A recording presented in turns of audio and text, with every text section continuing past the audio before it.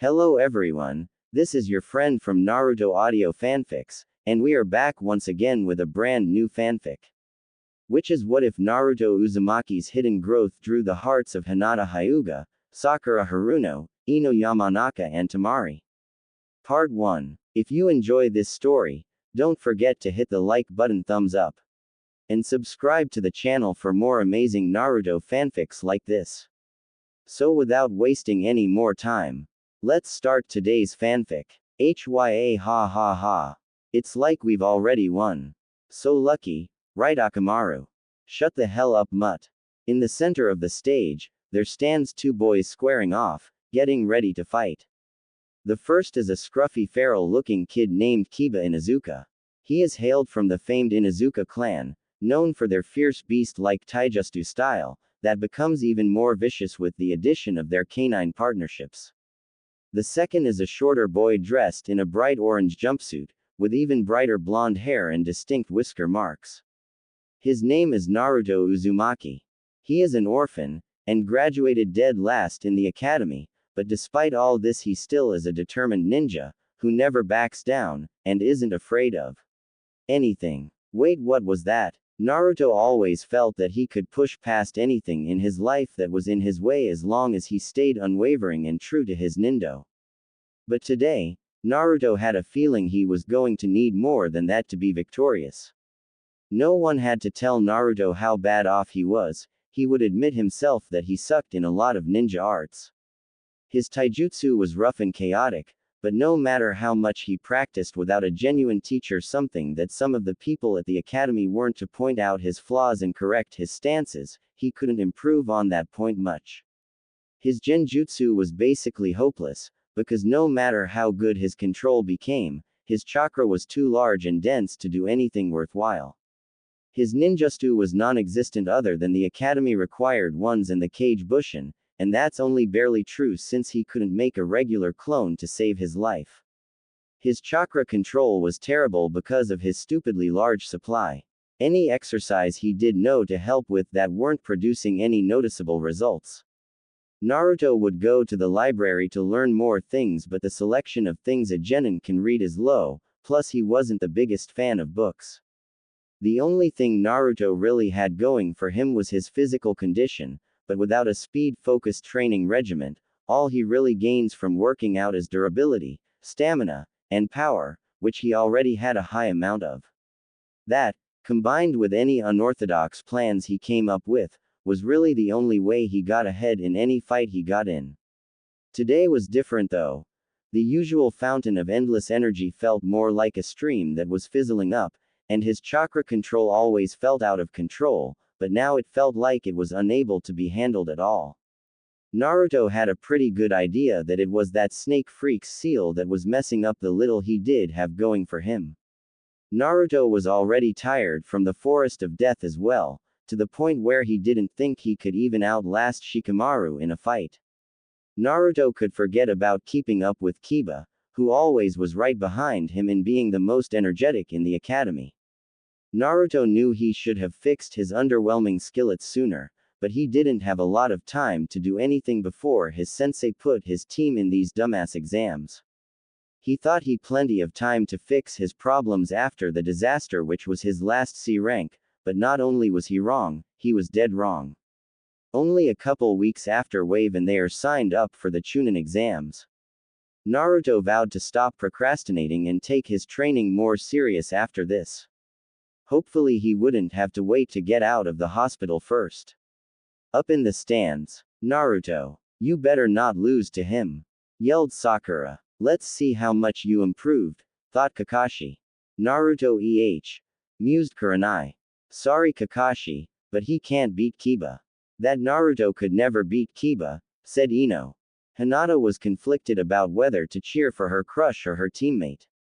Most of the crowd felt that they already knew what the results were going to be, and they weren't going to be in favor for the blonde ninja. On the floor, hey, Akamaru, stay out of this. I won't need you to defeat this idiot, boasted Kiba. Don't get, yelled Naruto. The decision by Kiba to not include Akamaru should have made Naruto's confidence sour, and if his only problem was his chakra and energy, it would have, but unfortunately it's not. Ever since the fight between his clones and the AIM team, Naruto has been feeling weird. His movements were strange, and his coordination different. It's like something unconsciously about his body was out of whack, but Naruto had no clue what it was. Naruto was sure of one thing though, it was something he could have done without during this fight. "I'll be nice, and end this in one punch," proclaimed the Inuzuka. Tch. Hayate Gecko, the proctor for the preliminary rounds, put one of his hands up. "You may begin." The match was on. "Don't get too comfy, Naruto. This will be over before you know it," Kiba said. Then he got in a crouch on all fours.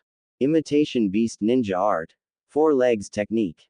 Before Naruto's eyes, Kiba's appearance began to grow feral than he already was before, something which seemed akin to Naruto's own changes when he was influenced by the Kyuubi's chakra. After Kiba's transformation was complete, he immediately launched towards Naruto in a speed he couldn't hope to follow. Before Naruto knew it, Kiba was in front of him, and in prime position to attack. "It's over," Kiba yelled, then he swung his clawed hands at Naruto's face. If you asked Naruto to explain what happened next, he wouldn't have been able to tell you. All he saw was Kiba directly in front of him, getting ready to strike, and the next thing he knew was he reacted and let his instincts take over, and now he was below Kiba, having ducked his swipe at him by a narrow margin. He dodged it, thought Kiba and the spectators collectively. Naruto, deciding that it would be best to just go with what feels right, went with the flow, and quickly uppercut Kiba in his jaw. Naruto then, taking advantage of the Kiba's helpless state in the air, jumped up and landed a spinning kick into his stomach, launching his opponent back to the other side of the floor. Needless to say, everyone was stunned, and none more than Naruto himself. Up in the stands, "How the hell did Naruto do that? It must be a trick," said Ino. "Please, just because your teammates are lacking, don't think that applies to all of us," Sakura shot back. Sure, Naruto was annoying to Sakura at times, but he was still her teammate, and they went through a lot together. She would gladly root for him over anybody that wasn't on her team. Hell yeah, Naruto, make him eat dirt. He has definitely improved way past what I would have expected, thought Kakashi. I shouldn't be surprised though, experience is the best teacher a ninja can have. What the hell? Did that lazy ass actually turn out to be a good teacher? Wondered Kurenai.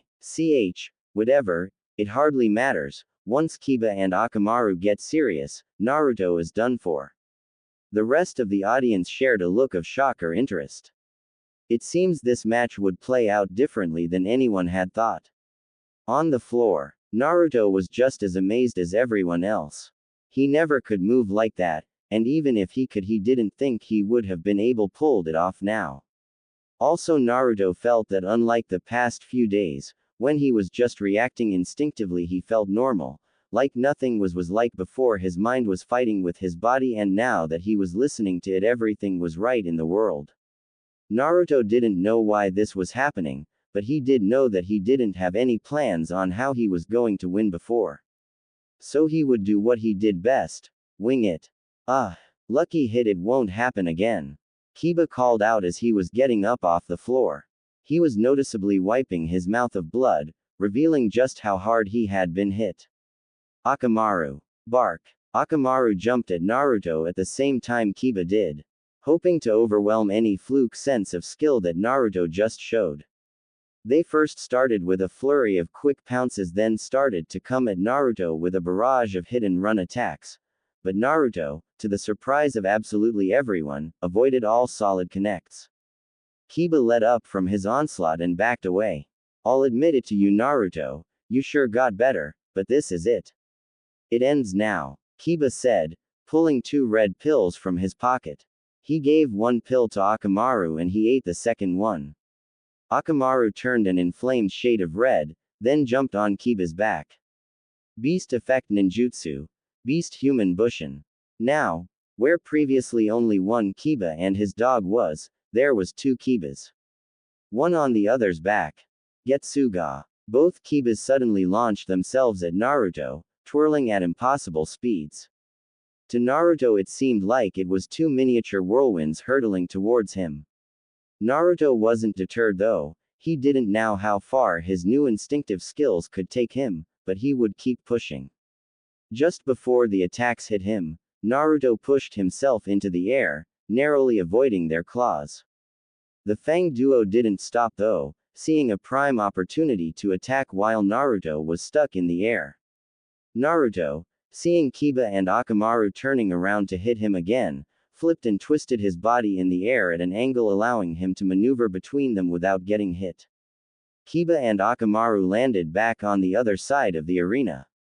Whatever, so you can do fancy moves, it doesn't matter. You can't keep this up forever, taunted Kiba. Privately, though he wouldn't admit it, he was a little put off by just how capable Naruto was turning out to be. Naruto knew he was right. He didn't perfectly avoid the last attack, his jumpsuit was ripped and some of his skin scratched. Also, since he was running on fumes, the injuries would only get worse. Naruto needed to come up with a plan, which made him thankful that he had a few things he used for pranks in his pouch. I didn't think I would have to use these, but I guess if the shoe fits. Naruto said, pulling out a stink bomb. And since you have such a sensitive nose, I guess the shoe is pretty snug right about now. Naruto reared his arm back, with the key to his victory in the palm of his hand. Eat this, Kiba, shouted Naruto. Then he threw the bomb across the arena. And way over Kiba, with it only stopping its flight when it burst on the floor by the wall behind him. The entire room silently stared at the rising cloud of gas in the corner. Hee. Oops. Idiot. Was the single thought shared by everyone. Kiba started laughing, with tears in his eyes. Of course only you could up that bad, Naruto. Up in the stands. To mess up an advantage that bad.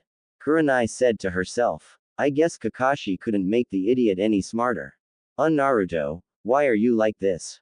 Moaned Sakura with her face covered by her hands. I guess a loser will always be a loser, said Ino. She turned towards Shikamaru, only to see him lying down getting ready for a nap. Aren't you going to watch the rest of the match? No point, it's obvious how this is going to turn out. I guess it does seem like Kiba has this one in the bag. No, it's actually the opposite. What? What would make you say that? Sigh. Shikamaru turned away from her. It's too troublesome to explain. On the floor, Kiba finally calmed down from his laughing fit and got back in crouching position to attack again. Oh man, it's so over for you. You just blew your only chance to win, chuckled Kiba. I'm not done yet, I still have a few more, retorted Naruto.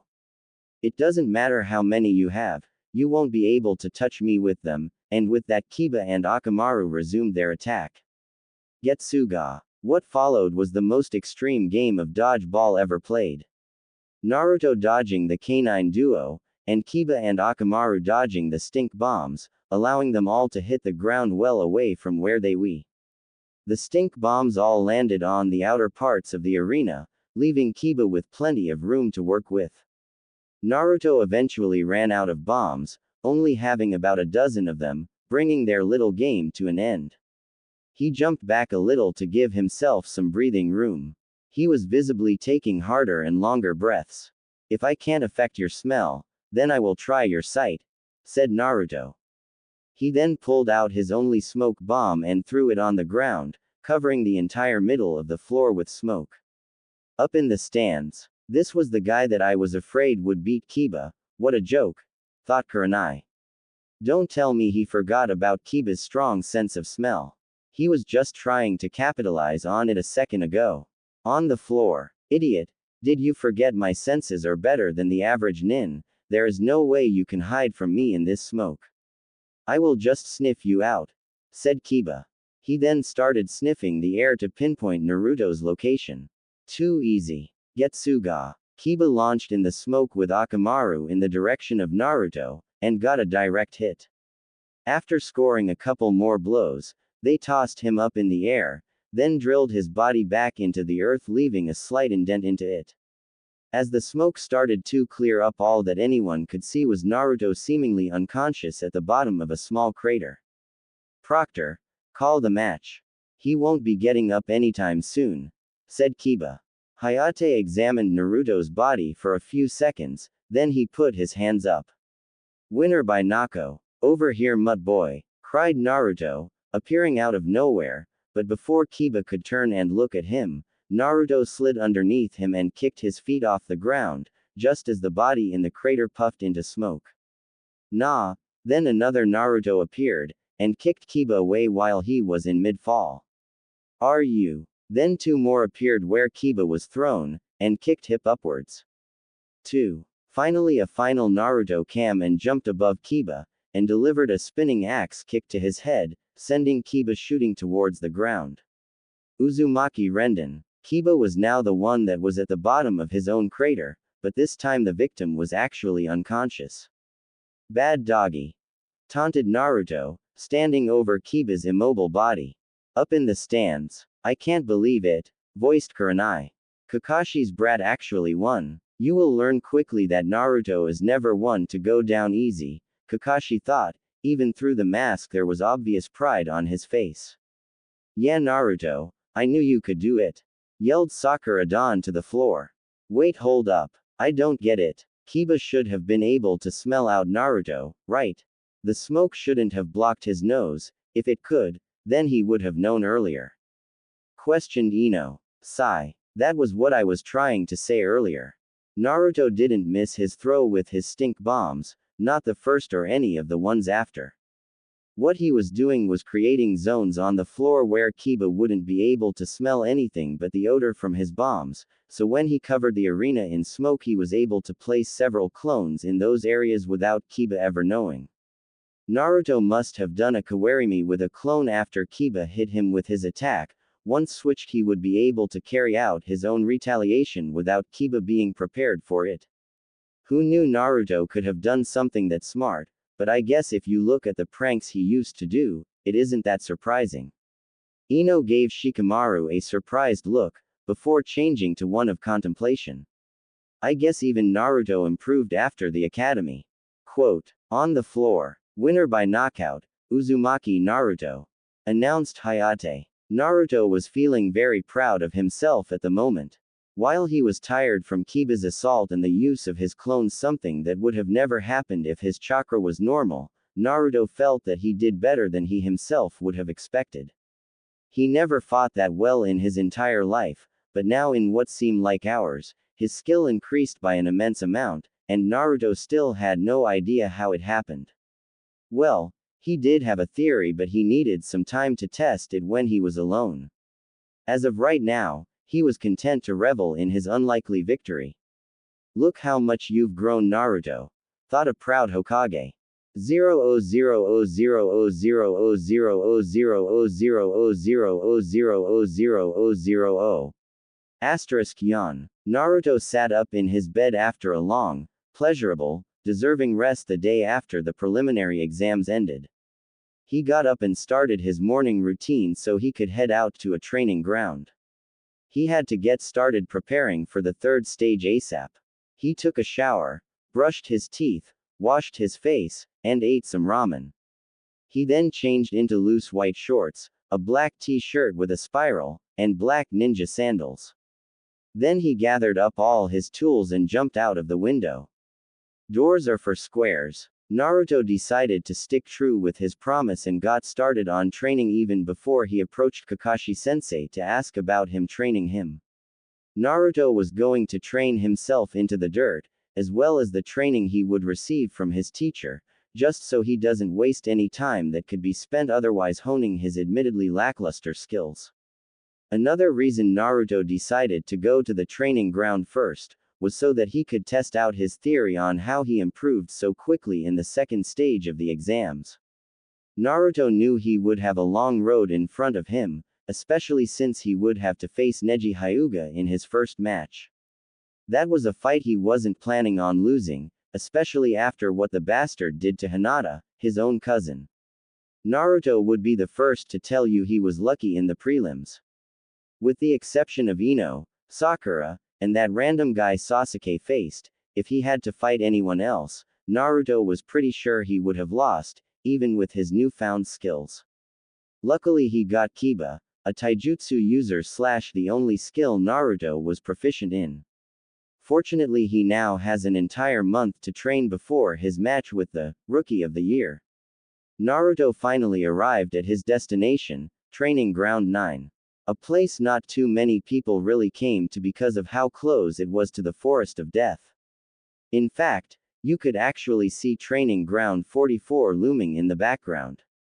Naruto knew about this place from his younger days, when he used to find places to hide from the stares of the villagers, and later on because of his pranks, the Anbu. It was a wide, grassy clearing that had a stream running through it. The grounds are also surrounded by trees you would commonly find around Konoha.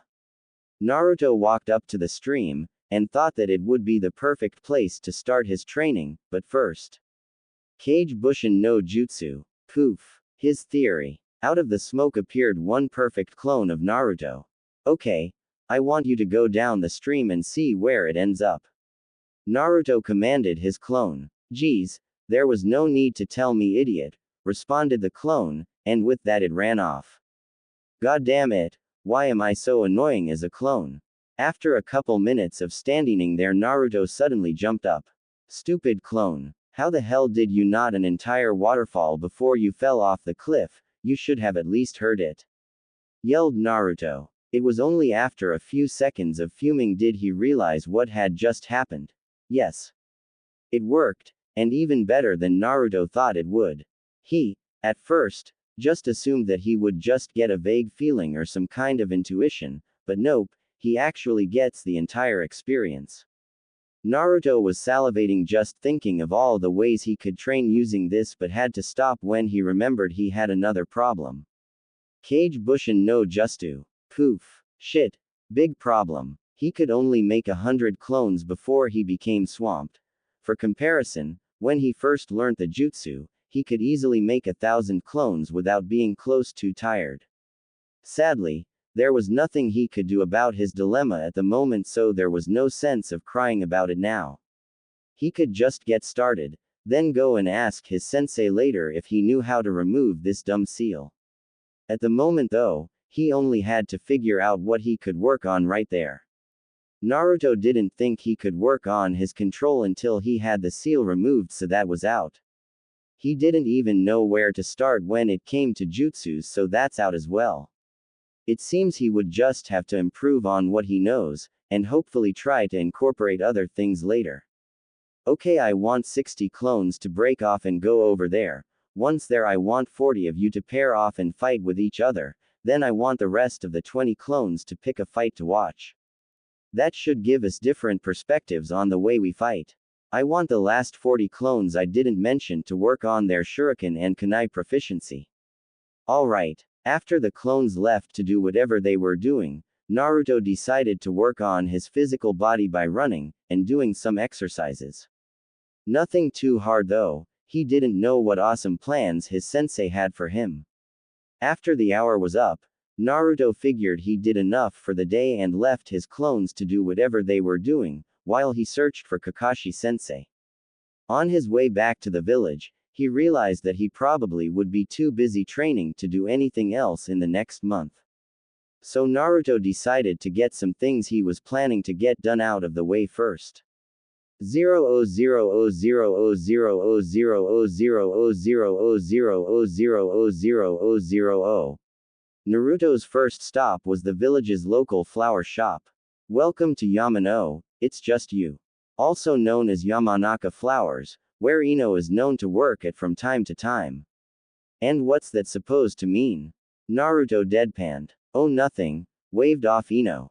I think you made a wrong turn, Naruto. Ichiraku's is a couple streets over. I actually meant to come here, said Naruto. Though if had known you were here I probably would have came later.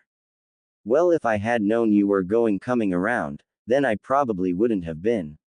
Ino responded lightly. What are you here for anyway, Naruto? I didn't take you for a guy who likes flowers. I also doubt you can even take care of any. I have several plants at home that I take care of. Plus they're all healthy. Really? I'm surprised. Even if I'm sure you dug them all up from the ground somewhere. What difference does that make? Naruto responded, pointing his finger at Ino. The difference, you idiot, is that flowers need a lot more attention than whatever you're giving your dirt and weeds at home, she chided Naruto. I don't want to sell you something that's just going to die in the morning because you don't know how to take care of it. Dirt and weeds, growled Naruto in his head. If he had time, he probably would have responded to Ino's statement in a way that would have guaranteed that he would get kicked out of the store. Instead, he calmed down and responded to her nicely, they actually aren't for me. I'm visiting Hinata and we're going to give it to her. Hinata. Oh, how cute. Ino fake gushed. It only took her getting put in the hospital for you to get the message. She then put on a questioning look. Huh, maybe it would have been good if Sasuke was there for my. Am I supposed to be following along with what you're talking out? Naruto said, cutting Ino off. Because you lost me at message. Did Hinata send me some mail or something? Nothing. Forget it. I guess it was too much to expect that everything about you improved since we were in the academy. Ino said, seeing Naruto's confusion. Speaking of, good job on finally shutting that mutt's mouth. He was always a little bit more annoying than you, not by that much, but still. Thanks. I really appreciate it. Naruto droned. Can I have my flowers now? Of course, silly me, Ino said with a very convincing smile. What were you looking for? I'm not really sure. Naruto said, rubbing the back of his head. I only heard that you're supposed to bring flowers. I never actually visited anyone in the hospital before.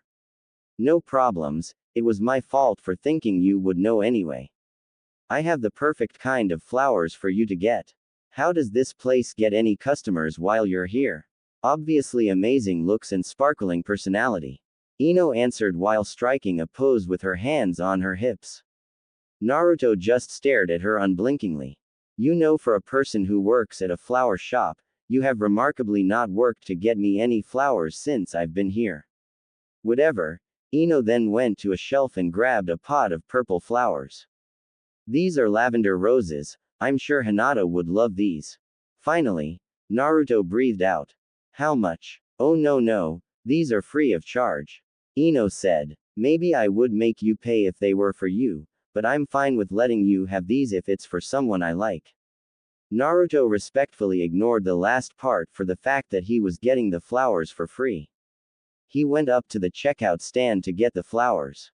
He also received a customary piece of paper that tells you how to care for them. Before he left, Ino went over to a group of blue flowers and plucked one without its stem. Then she came back over to where Naruto was. Here's another one that's on the house. Ino then stuck the blue flower on the top of Naruto's head. Ah, it complements yo so well. I think you should keep this look. It makes you look less wild and more, not you. Naruto's patience was wearing thin, and he decided to leave before the small amount he had ran out. As Naruto was walking out the door, a thought came to him that made him smile. He stopped and turned back around to Ino. You know what, you're right, I think I should keep this. Naruto said, confusing Ino. I'm Sasuke and Sakura will ask about it, and I will be so happy to tell them that you thought it would make me look good. Naruto then ran out the shop while Ino's face was in the middle of changing from confusion to anger. 000000000000000000000. Once he got to the hospital, Naruto quickly went to find Hinata's room. He had to sneak behind the desk because he doubted they would just tell a random person, nevertheless Naruto himself. Knock knock. Come in, said a soft voice. Opening up the door, Naruto saw a paler than normal Hinata laying in the bed. She did gain some color though, when she saw who walked in. Naruto-kun. What are you doing here? Hinata squeaked out. I came to see you. Why else would I be here? Questioned Naruto. To see me, repeated Hinata with wide eyes, drawing the covers up to her face, which, in Naruto's personal opinion, made her look like a small adorable mouse. Yeah, said a momentarily distracted Naruto. Anyway, I just remembered, I brought you these, said Naruto, showing her the flowers he bought from earlier. Lavender roses. Hinata spoke, recognizing the flowers. Unknowingly to Naruto, she developed a faint flush when she saw them. Yup, said an oblivious as usual Naruto. I didn't think you knew flowers like that, Hinata. Well, it's a hobby. Hinata was flustered since she also knew about the meanings certain flowers had, and the ones Naruto brought had associations which made her woozy.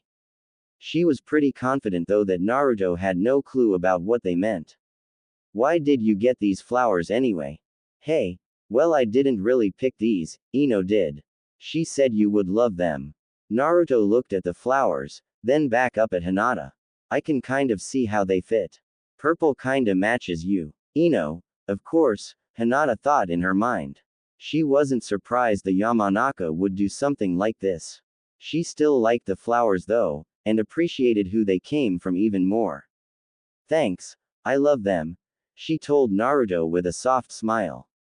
Don't sweat it, Naruto said grinning. Oh, and don't worry, I'll make sure I beat that bastard Neji into the ground for you. Naruto. Hinata was conflicted. She didn't want to see either Naruto or Neji hurt. Even despite how her cousin treats her, she knew about what he went through and the pain he feels. Unfortunately, she didn't think she could say anything to neither boys to get them to go easier on the other. She smiled at Naruto. Good luck. Thanks, Naruto said with a wide self-assured smile. Then he pointed his thumb at himself and gave a more fierce grin. But I don't need any luck. If she had to choose though, then Hinata hoped Naruto won. 0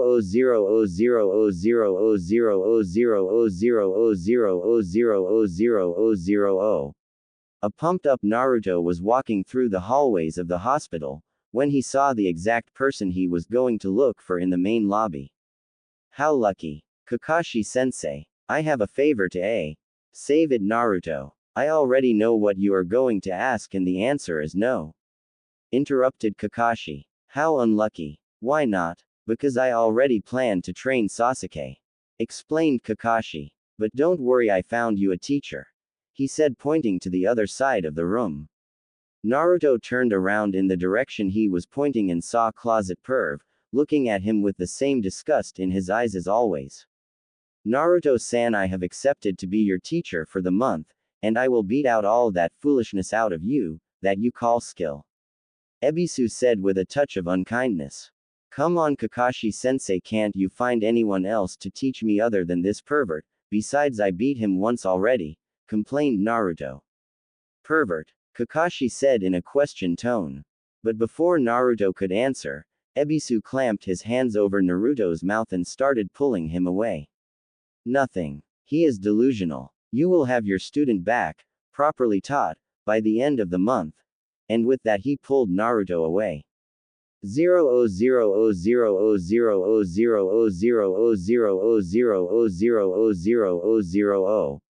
Why did you bring me to the hot springs? What can we learn in here?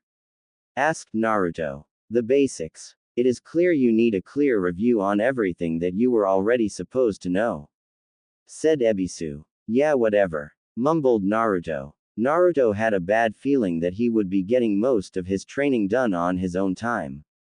Now first, take off your clothes.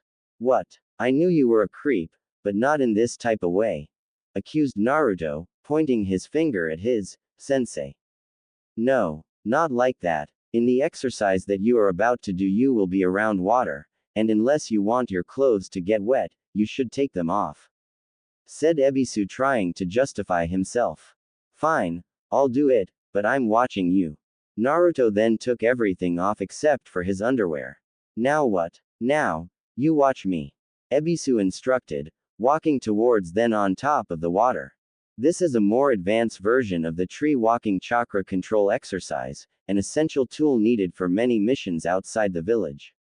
Naruto didn't disagree. The ability to walk on water would have been useful during the mission to the Land of Waves.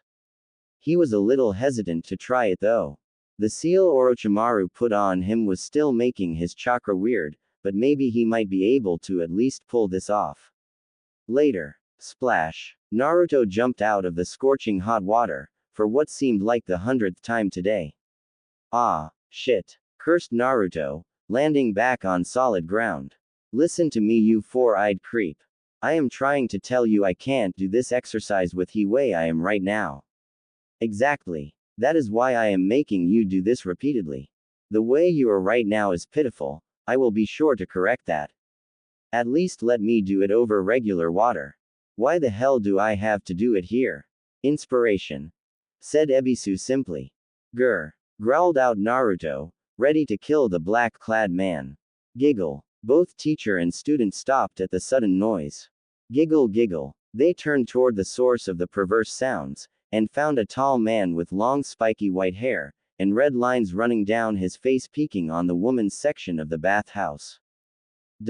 He was dressed in a dark green kimono with matching pants, a red haori, and wooden sandals. The man also had a horned forehead protector with the kanji oil on it. Ebisu bristled that anyone would have the audacity to do something like that in his village and marched up to the man. Excuse me, sir, Ebisu said, grabbing his shoulder. What do I? Out of nowhere a frog came and wrapped its tongue around Ebisu and slammed him into the ground, knocking him out cold. Naruto looked upon the scene with his mouth open for a few moments before he recovered. Hey, you damn pervert, called Naruto, from a safe distance of course. Hey, what do you want, idiot? The mysterious man finally answered. You just knocked out my sensei, and I was supposed to be getting training from him. What are you going to do about this? Huh, exactly what I am doing now, kid. Naruto started to growl. Today just wasn't his day. Can you at least point me in the direction of someone who knows about seals? Questioned Naruto. I asked this useless piece of lump and he told me the only one who he knows isn't in the village. A lot of help that was. He grumbled. It just so happens that I might know a thing or two about them myself. Why? The man asks. Because some damn freaky pedophile put some seal on me that's messing up my chakra. It seems this was enough to get the man to stop peeking and catch his interest. Let me see it, he said. It didn't sound much like a request. Naruto warily lifted up his shirt to show him where it was. The white-haired man stared at it for a moment before holding out his hands, and making his fingertips glow. 5-prong seal release, he said, thrusting his hand into Naruto's stomach. Ah! Cried out Naruto. He fell on all fours while trying to catch his breath. What the hell was that for? You'll see. Try to do that exercise you were attempting earlier. Grumbling, Naruto reluctantly complied, and went to the springs. Gathering chakra to his feet, he hesitantly stepped onto the water. That's when Naruto noticed he no longer felt the restriction he felt on his chakra before. He took another step, then another, and another, until he was full out running and jumping on the water. Yes. Hell yeah, I'm back to normal. Celebrated Naruto, while hopping all over the place. He actually did it. He could actually take off that snake guy's fuinjutsu. Who the hell is this guy? The older man examined Naruto for a couple seconds before he spoke again. I've been thinking, since I accidentally knocked out your sensei, how about I teach you for the rest of the month? Accidentally Naruto said to himself. Naruto thought to himself that this might be a good change in events because not only did this guy reverse a Sanin's seal, but he also has a summoning contract, which is usually only held by prominent shinobi. Okay, I accept your training, but first you have to tell me who you are. No way am I accepting to do anything with some unknown pervert. Ha ha ha. Who am I, you ask? The man suddenly jumped on top of the previously forgotten toad, and started to do a kabuki dance. I am the sage of Mount Myoboku. The prophet of toads. Sensei of the legendary Yellow Flash. Super pimp of fire. And most importantly, the writer of the Ika Ika series, Jiraya of the Sanin. Yo, I'm Gamakichi. You got any snacks? Said a small orange frog. Finally, Naruto groaned. For the past 3 days Jiraiya had been teaching Naruto the summoning jutsu. Naruto had been having some difficulty with it. His chakra control, or more aptly his lack of it, didn't leave him with the ability to concentrate and direct his chakra that much. The feat would have taken much longer than 3 days, if Naruto didn't have his clones training as well. Flashback. The moment Naruto left the pervert the first day, he rushed to Training Ground 9 to make more clones. Once he got there, he dispelled all the previously working clones, which caused a brief moment of confusion with all the images flashing through his head. Naruto shook his head, and made a cross shape with his fingers. Kage Bushin no Jutsu. Poof. Hell yeah. Naruto managed to make 2,000 clones this time, and he still had chakra to spare. Naruto didn't want to get close to his maximum amount, because he still had to operate during the day, and he might need his chakra for something. Naruto examined his copies for a moment, pondering what to do with them. Okay. I want the same groups as last time but 10 times the amount. For the 1,000 left over, I want you to work on chakra control by grabbing leaves and sitting on water or tree branches and doing the leaf concentration exercise. Oh, and those on the branches, I want you to be sitting on the bottom of it. Alright, let's go. The crowd of blondes just mumbled their agreements and left, some not saying anything at all. Bastards, at least show some enthusiasm. Naruto said, with a tick mark. Naruto then started to work on his physical body, doing a more extreme version of what he did that morning. After a few hours, Naruto stopped, finally reaching his limit. If I keep this up I should be able to refine my strength and skills, but I won't be able to do anything new, mused Naruto. Suddenly getting an idea where to start, Naruto raced off towards the village. 0:00:00:00:00:00:00:00:00:00:00:00:00:00:00:00:00:00:00:00:00:00:00:00:0. It was a slow day for Ishii Higurashi at his weapons shop, and he was occupying his time by sharpening a few of the blades he had. He was about to move on to a dulled kunai, when he heard the bell that was connected to the door chime. He swiftly cleaned up his area, and made his way to the front. Hello. Welcome to Higurashi's Tools, how can I help you? He said, looking down at short blonde-haired kid about his daughter's age. Naruto didn't know what to think when he saw the huge man coming towards him, lumbering out the back, but he just hoped he didn't dislike him like in some of the other stores. Naruto never attempted to try to come inside this shop before, because usually when owners kick him out, they do it by throwing whatever is near them at him. That didn't sound like the best situation to end up in at a store full of deadly ninja weapons. Naruto only risked it today because he was just a shadow clone, and the original was nowhere near there. Thankfully, the man who came and greeted him showed no ill will on his face, causing the clone to breathe a big sigh of relief. Hello, sir. I was actually looking to restock all my supplies, and asked to see if you carried any small weights that could be put on you ankles and arms. Naruto responded. Well, first let's get your first order, then we can deal with whatever you are asking for later, said Ishii.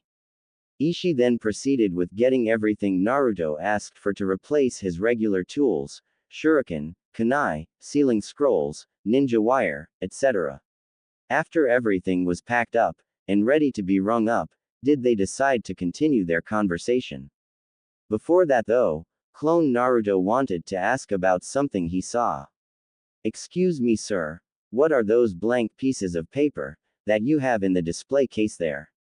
Asked the clone. Those? Oh, they're just chakra papers, and although they look normal, they cost a lot more than you would expect. And Naruto had to agree with him, it was too much for him to just get on a whim, he had to ask the boss about it before anything else. Okay, thanks. I wanted to ask earlier if you had any weights that could be put on a band or something. Questioned the clone. Yeah sure, we have plenty of those, and they already come with bands of different colors. Tell me what weight you're looking for, and I'll bring them, said Ishii. I think I'll start with 2 50-pound weights in black bands, and 2 100-pound weight bands, that are also in black, ordered Naruto. Sure thing, kid. Ishii went around the shop and started gathering the weights needed. Once he had them, he brought them to the front to be paid for. Anything else? Nah, almost declined Naruto, before he suddenly got a dazed look in his eyes. Naruto was in that state for only a second, before he snapped back to reality. Actually, I would like to see the chakra papers. A little earlier, way across town, the original Naruto was running towards the library. The library was split into 3 parts, and each one had different requirements to get into. The first part was the civilian section, and it was open to all citizens of the Leaf. The second part was the normal shinobi section. You had to be at least a genin to have access to it. The final part was the more restricted shinobi section, and you had to be chunin and above to read anything in it. Naruto knew most of what he would be looking for would be in the last section, but that wasn't a problem for him. The whole library is watched by 3 chunin, who sit at a desk in the middle of the front area. For Naruto, who has painted the Hokage monument in broad daylight, and sneaked into the Hokage's office, this was basically nothing. Naruto was scanning all the shelves for anything of interest, and whatever caught his eyes he threw on a table. He already amassed some books on elemental affinity, DA ranked jutsus, chakra control exercises, and basic sealing. He had an interest in sealing because of obvious impact they have had on his life. Once he had all the books he wanted, he took a bunch of empty scrolls out his pocket and started the next step. Kage Bushin no Jutsu. Poof, Naruto made 1 clone for each thing he picked up. Alright, I want each of you to pick something and copy it into a scroll. When you're done, take it to our house and dispel yourself. How about you? Shut the hell up and do it yourself. Poof, Naruto threw a scroll at the rude clone's face. Anyone else? Good. Naruto quickly made another clone to replace the last one, and left the library. Flashback. Since then Naruto incorporated everything he learned into his training. This allowed him to discover his strong affinity for wind, and slight affinity for fire. Naruto also started learning some more jutsus, and noticed how much easier it was to execute the ones that he had an affinity for. Naruto already made some headway on the leaf-cutting exercise, but he had hit a plateau and needed some help with that. Strangely enough, the exercises for fire affinity were easier than the ones for wind. Naruto also started wearing the weighted bands once he got them, and also added more running to his set of physical workouts to do in the morning. All this and what he was doing before, is what Naruto's clones have been working on every day while Naruto was training with Jiraiya. The first thing Jiraiya did, was let Naruto sign the Toad summoning contract. After Naruto did that, he was told to try to summon any size toad he could. Unsurprisingly for Jiraiya, Naruto could only summon tadpoles, and quickly worked himself into exhaustion trying to do more. When that happened, most of the times Naruto would be taught tactics and strategies, well, whenever Jiraiya wasn't out doing research. Jiraiya knew that summoning would take a lot out of Naruto, so he didn't want to start any more training until he was finished with that. Shockingly enough to him though, Naruto was able to summon a toad in 3 days, because of his liberal use of shadow clones, something which Jiraiya never ran into before. Alright kid, you did a good job, but at the rate you are going now, you are never going to summon the boss, said the toad sage. Jiraiya was bluffing. He fully believed that by the end of the month, Naruto would have a good shot at being able to finally get it, but he wanted to move on to other stuff. So we are going to try something different. What do you mean, pervy sage? Wondered Naruto. Listen up, have you ever felt that you had 2 kinds of chakra in you? Naruto knew exactly what Jiraiya was talking about. The red chakra that seems to comes out of nowhere. He remembers using it during his fight with Haku, as well as when he faced the snake freak. It made him way stronger, so strong he could stop a giant, felt weird, more thicker, and more powerful than his regular chakra, also more wild. Naruto already had a good idea what it was. You mean the Kyuubi's chakra? Jiraiya looked shocked for a moment, before answering. Yeah, that's exactly what it is. I guess you are smarter than you look. An indignant Naruto was about to complain, but the Sannin kept talking. I know that you have used the power before, but calling upon it consciously is different. If you are able to learn how to do that, you will always have something up your sleeves for when things go left. Yeah, I guess I say ac. Naruto didn't get to finish because Jiraiya suddenly punched him in his gut hard, rendering him unconscious. If he can only bring up the Kyuubi's chakra when under distress or when in extreme danger, the only way for him to learn how to do it actively is for him to remember how it feels, concluded Jiraiya. Forgive me, Minato, for what I am about to do. He then picked up Naruto and started walking away. A while later, Naruto woke up on the floor, rubbing his groggy eyes. What just happened? Groaned Naruto, not noticing the white-haired man standing in front of him. We end your training today. If you don't complete it, you die, Jiraiya said. He then pushed Naruto's forehead with one finger, sending him backwards, down a slope that was covered by plants. Woo! Naruto was rolling through the bushes now, getting many scratches along the way. The slope finally ended, sending Naruto sliding out of the shrubbery.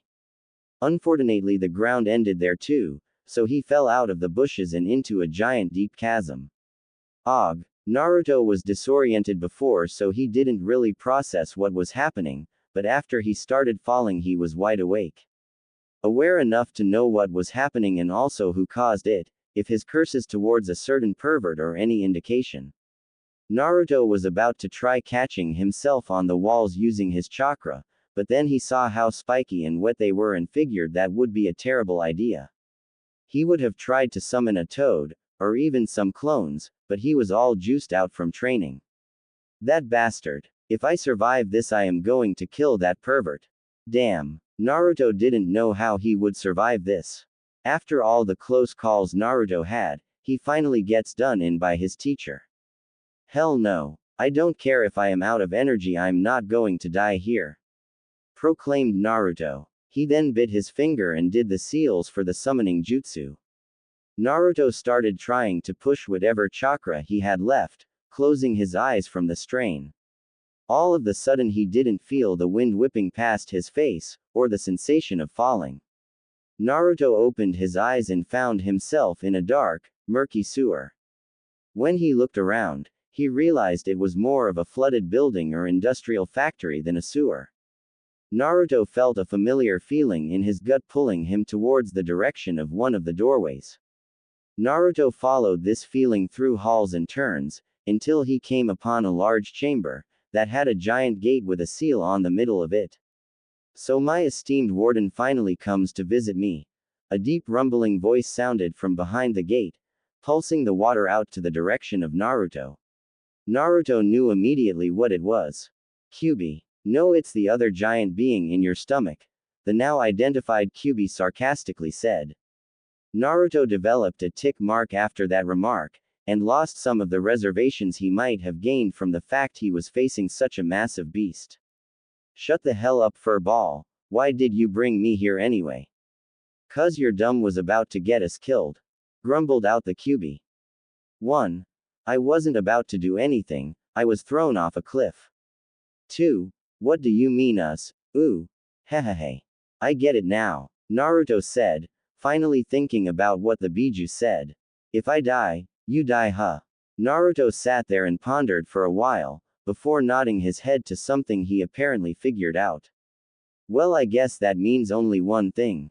The Kyuubi, thinking he knew the depths of all humans, thought that he had Naruto pinned too.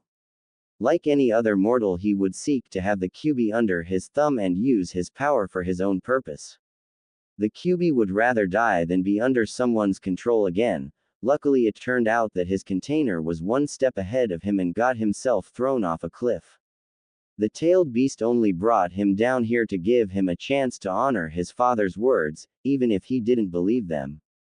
But it seems this human is just as he thought. Now that he found out the lack of control the Biju actually has over him, he will seek to put the Kyuubi in submission. We'll be working together from here on out, declared Naruto. What? Thought the Kyuubi, eyes wide. There is no way he heard that right. What did you say, kid? I said that we are partners. I don't want to die, and I am pretty sure you don't want to die. So if our lives depend on protecting my body, it is better for us to work together than to be against each other. Naruto clarified. Plus I would rather have a good relationship with the big fox that's living inside of my body. Grr. That makes no sense. I attacked your village. I am the reason you have no parents. I am the reason everyone despises you. Why would you try to help me? What makes you so sure that I won't just kill you, then go back and destroy your village? Naruto, completely misunderstanding the part about his parents, confidently responded, because I get it. All I have been told all my life is that you're a monster. The same thing was said about me. I know that sometimes the people that are despised the most, don't really deserve it. I think it would be better to hold my reservations about you until I see you actually did something wrong. And if it turns out everything everyone said about you is true, and you are just a big, evil fox. Naruto grinned at him. Then I'll find a way to finish what the fourth Hokage started myself. Naruto finished with a determined smirk. The Kyuubi was quiet for a moment, before he started chuckling. I guess you're not as stupid as I thought, though you are still missing a few marbles for even thinking about threatening me. Hey, I never said it would be easy, Naruto said. But I never back down from anything. Yeah, whatever, puffed out Kurama. I'll allow some access to my chakra, so you didn't end up as a bloody smear. Gee, thanks Furball. With that, you have overstayed your welcome, growled out the Kyuubi. Also open up a history book sometime, the fourth Hokage didn't start anything. Huh, Naruto's eyes snapped open, and he found himself once again falling down the chasm. Naruto wasn't scared this time though. He could feel chakra running through him that didn't belong to him, but was his at the same time. He pushed the chakra towards his still outstretched hand, knowing it would be more than enough than what he needed. Summoning Justu. Poof. Huh. What? Where the hell am I? Jiraiya. Naruto was now standing on top of a humongous toad dressed in what seemed to be a Yakuza uniform. Hey, who's that on my head? The toad called out. Naruto ran down to the summon's nose so it could see him. I was Naruto Uzumaki, your new summoner, answered Naruto. The toad laughed. There's no way a shrimp like you could summon me. Ha! Naruto was starting to get pissed off. I was the one who summoned you, you piece of shit toad. The summon stopped laughing, and looked at Naruto for a long time, before seemingly confirming something. Alright then, I guess I could make you my underling. Alright, said Naruto, not really knowing what was happening. Underling. Is that how all summoning contracts work? Now to initiate someone into the family, I would usually see if they can hold their sake good enough to impress me, but since you are probably too young for that, I have to come up with something new. The toad sat there for a moment. How about this? You get on my back, then I try to shake you off. If you can stay on till sunset, then you can join the family. Naruto didn't like the sound of that. The only way he could stay on long enough, was for him to use chakra, and therein lies the problem. He couldn't use Kurama's chakra because he couldn't control it. He also couldn't use his, because that was just starting to replenish and was still at a low amount. Naruto was just about to humbly request, beg, for the first test, when the toad suddenly shot out of the chasm. Alright, let's see if you got what it takes, the giant amphibian said. By the way, I am the toad boss summons, Gamabunta, and don't you forget it, runt. And with that he started jumping, and flailing around, trying to shake Naruto off. Naruto was hanging for dear life on the back of Gamabunta, turning greener and greener every passing moment. Naruto didn't think he would be able to survive until the end of this test, much less hang on for the entire time, but he isn't Naruto Uzumaki for nothing. The one thing he never does, is gives up. Boing boing. Naruto never questioned his Nindo so hard in his life. I'm never going to forgive that damn pervert. Boing. 0000000000000000000. Naruto woke up hours later to a white ceiling. Groaning, he sat up and looked around, and recognized the place he was currently at as the hospital. Naruto felt a presence next to him and turned to meet a pair of black eyes, staring right back at him. So, you're finally awake, huh? Naruto looked at the rest of the body, while matching voice to a person in his head, and he realized that Shikamaru was in his room. Shikamaru questioned Naruto. Why are you here? I was visiting Choji, when I heard that you were in the hospital too. So I decided to visit you, the Nara responded. Naruto tried to ignore the way his chest warmed up at the thought of Shikamaru coming to see him. Naruto never really thought that he and the other genin were that close. Like Choji, I didn't really think you are the type to have girls visit him. Naruto was about to retort with his own remark, but thought about something he just noticed. Wait, Choji's still in the hospital. I didn't think his injuries were that serious. They weren't. Choji ate too much and ended up landing himself in the hospital again. Shikamaru explained with a sigh. Oh, should have figured. Naruto then noticed a fruit basket, sitting on the edge of his bed. Shikamaru, seeing where Naruto was looking, started talking. I originally brought that for Choji, but the nurse said it wasn't good for him to have anything to eat, so I thought I might as well give it to you. Gee, thanks, deadpanned Naruto, trying to ignore the warm feeling that popped up again. You know what we should do? Eat this in front of Choji's face. Sigh. Let's go, I don't have anything else to do. Naruto got up and got dressed. He then grabbed the fruit basket and headed into the hallway with Shikamaru. On the way to Choji's room, Naruto got a cold feeling near his gut, and it was directing him to another part of the hospital.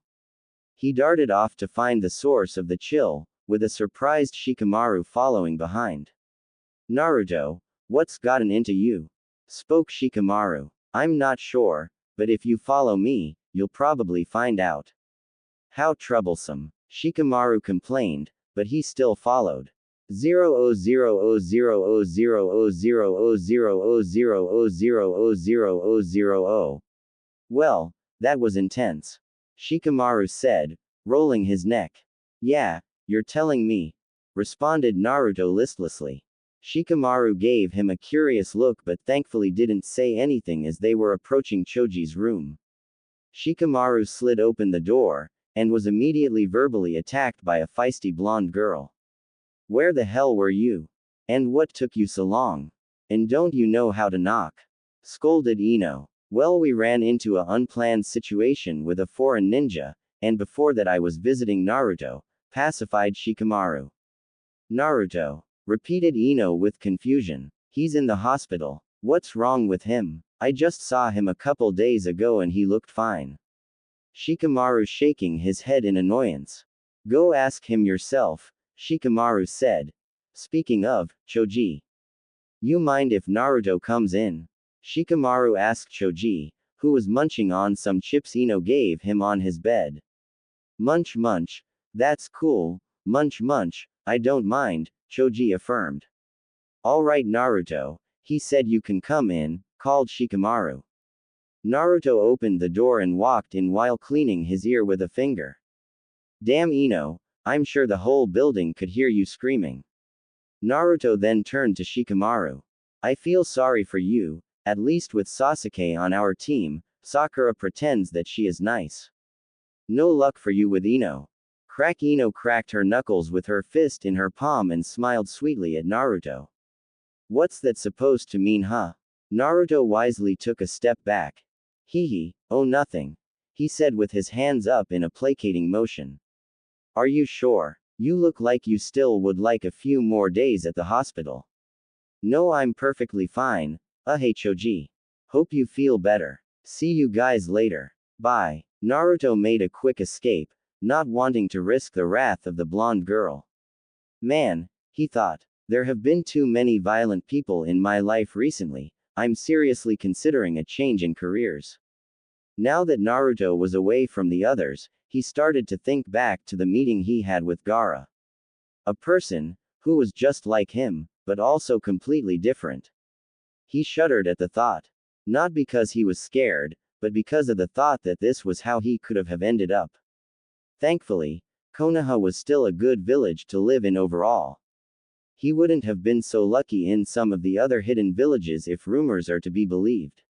Naruto was walking down the hallway thinking about Gaara and the Kyuubi, when he was thrown out his thoughts by crashing into a small girl, and accidentally sending her crashing into the ground. Oops, that was my fault. I'm very sorry. Are you okay? Asked Naruto, stretching out his hand to help the girl up. The girl ignored the hand, and got up off the ground by herself. Thanks, but no thanks. I can help myself, she said evenly. Now that the girl was off of the ground, Naruto had a good look at what she looked like.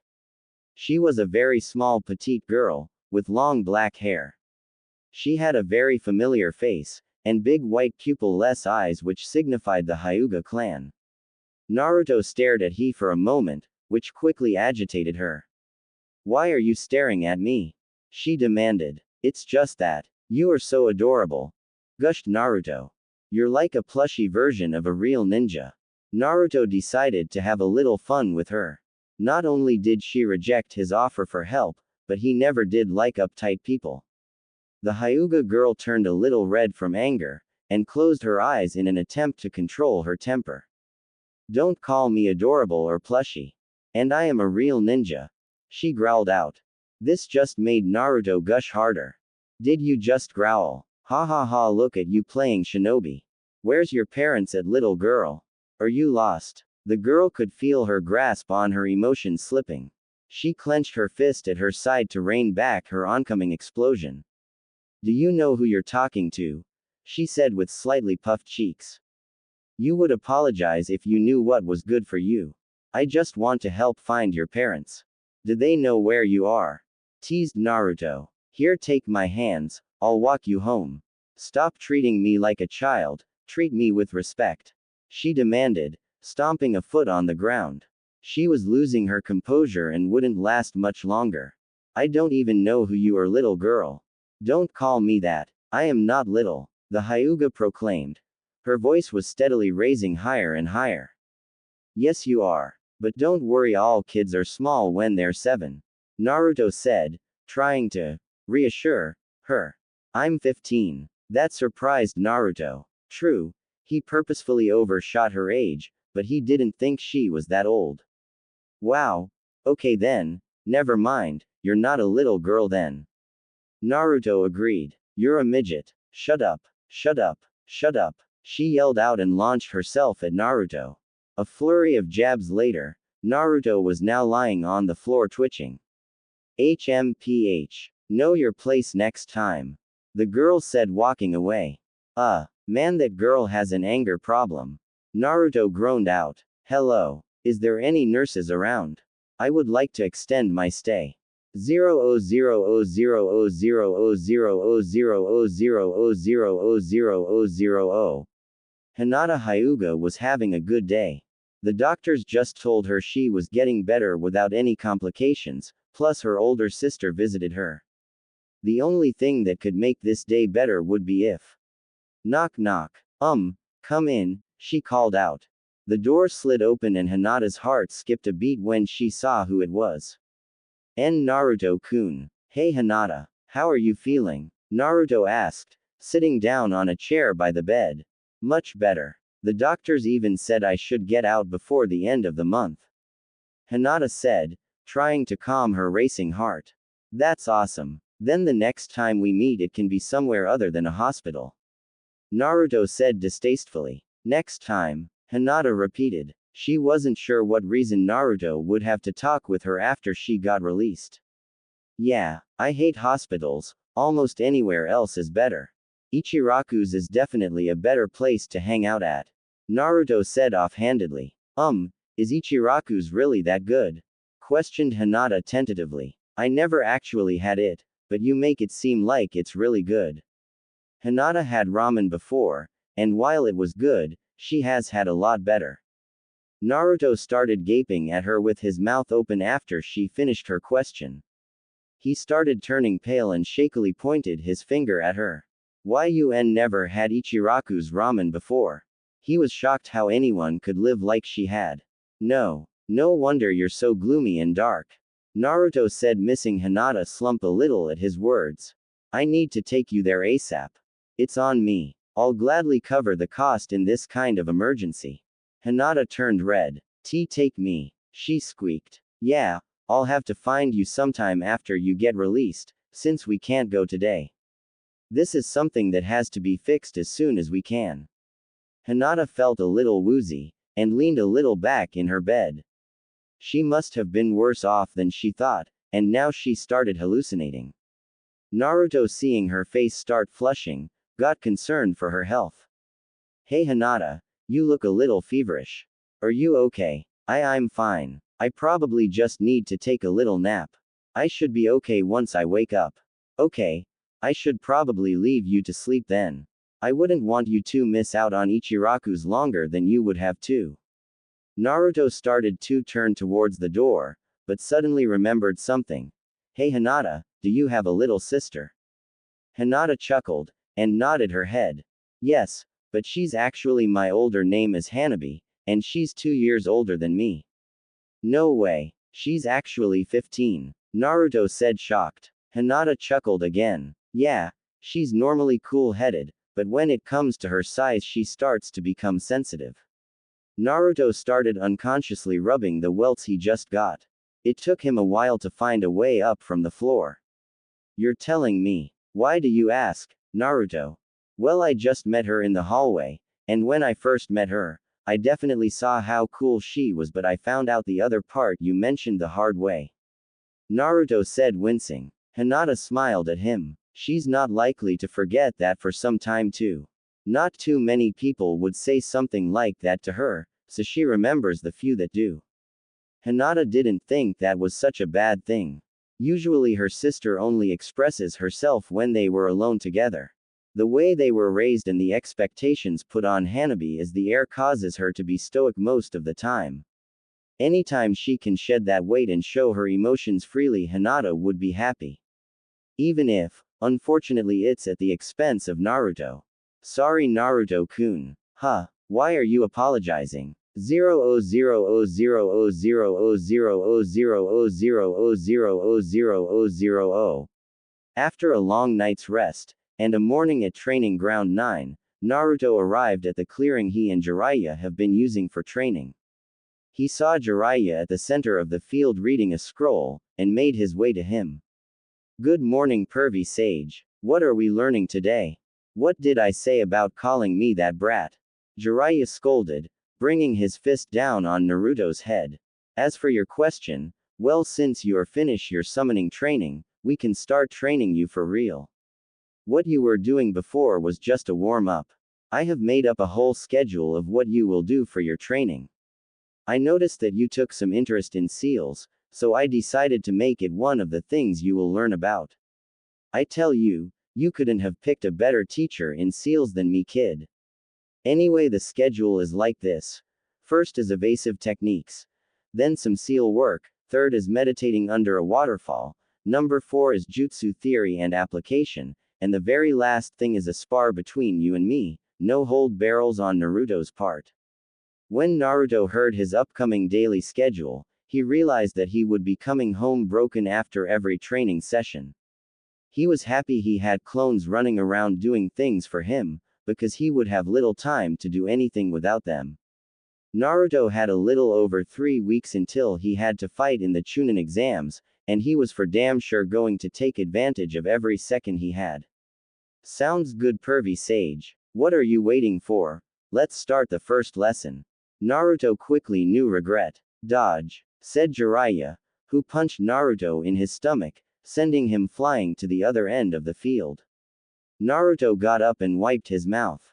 He then ducked under one punched, just to get hit by a roundhouse kick, shooting him off again, but this time towards a big rock wall. Naruto smashed into the wall, then dropped. His collision caused pieces of the rock to fall off it, and bury Naruto in stones. So this is the future Hokage of the Leaf Village. Jiraiya proclaimed. Can't say I'm too impressed. Come on Naruto, I wasn't even using 30% of my strength in those punches. GGGRRR. Naruto started to throw rocks up off him, and broke himself through the top of the stone heap. It doesn't matter what you see now, because I am going to become Hokage and I never go back on my words.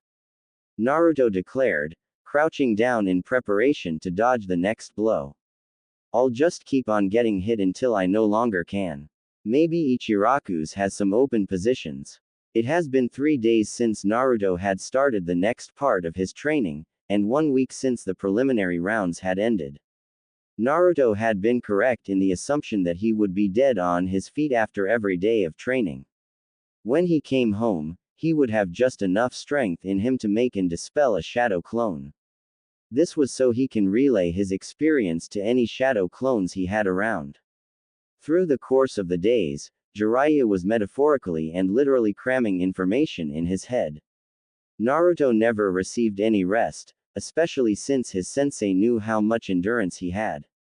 The moment he was finished one subject, they would move on to the next. If Naruto never understood a spoken explanation, he learned by being demonstrated on. Naruto had to admit that while the lessons hurt, he was learning faster because of it. The only part of the day that didn't have any practical lessons were seals. Jiraiya told Naruto to work on his handwriting before he can even begin making seals, so at this point the class was only theoretical. Jiraiya also taught under the belief of starting from the foundation and working your way up, so Naruto got to revisit and properly learn many things from the academy that he didn't care enough to remember the first time. Besides his training with Arrow Sennin, Naruto's independent sessions were bearing much fruit. Naruto was already making substantial progress before, but when the training with Jiraiya was added, his progress was multiplied. The clones working with weapons, like shuriken and kunai, continued increasing speed, precision, and accuracy.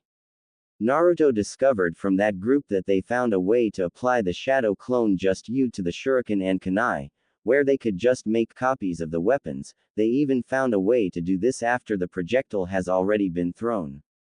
Naruto had learned a lot of the jutsus that he copied from the library, only really having trouble with the higher tier ones. Naruto also had assigned clones to learn how to do fire and wind jutsus with as few seals as possible. Something which Naruto found out was possible from Arrow Sennin's teachings. Naruto chakra control increased day by day, which allowed him to improve all across the board, but medical ninjutsu and genjutsu was still improbable for him. After the first day of his new lessons with his sensei, Naruto decided to add a new group of clones that would only work on his calligraphy for seals. As a result, his handwriting was unrecognizable from his academy days. Naruto was even on the final part of his fire affinity training, which he found surprising considering it wasn't even his main element. The only setbacks he had during training, strangely enough, was in his wind affinity training, which he was supposed to have a strong affinity for. He was still on the first exercise, and he still didn't have a clue on how to complete it. Naruto had done many things with the leaf, even some things that could be passed off as a tear down the middle, but he was never able to get his chakra to cleanly cut through the leaf. Naruto already made up his mind to find help if he didn't get any results in the next few days. The one lesson Naruto learned best from all this was that shadow clones were truly bullshit. He could get hours and hours of experience in anything he wanted, and because they were clones, he didn't have to worry about harming himself. It turns out that Mizuki was even a better teacher than Iruka. Currently Naruto was trying out a new training routine that he was planning on doing once every week. Naruto was standing in the center of about 100 clones, that were standing in a wide circle around him. All the clones were standing in fighting position, ready to launch off their feet in a moment's notice. The original Naruto cracked his neck, and rotated his arms before he got in a similar position as his clones. Let's go. One by one each clone started to run towards Naruto and tried to attack him. Naruto would block, parry, counter, or dodge every hit. One clone would come with an overhead flying kick, and Naruto would spin his body in a way where it would miss, and come around with a kick of his own. Another comes from behind Naruto trying to attempt to attack at a blind spot, but before a hit could land, Naruto flips over the clone, putting one hand on the clone's back to help the maneuver. Naruto gripped the clone's shirt in the process of the flip and threw the clone at another one who was preparing to do a jutsu, dispelling both of them. The clones switched up and started attacking in twos, making Naruto have to work harder than before. From an outsider's perspective, it was clear that the original was faster than the army of clones by a good amount, despite that Naruto was starting to get glancing blows and cuts. A clone, seeing that Naruto was wearing down, decided to finish it in one blow. The clone quickly made a bird seal. Wind style. Air bullets. 3 balls of pressurized air shot out of the clone's mouth towards his maker. Naruto dispatched the clone he was fighting, and tuned towards the incoming projectiles while going through seals. Earth style. Mud wall. A portion of the ground shot up to intercept the bullets of air, and when they collided, they exploded into rubble and debris, covering the area with rocks and smoke. Naruto did a simple wind just you to clear the smoke, and paused at what he saw next. All of the clones which were left, which was about 20-something, were in the air facing Naruto, flashing through the same just you. Wind style. Drilling air bullets.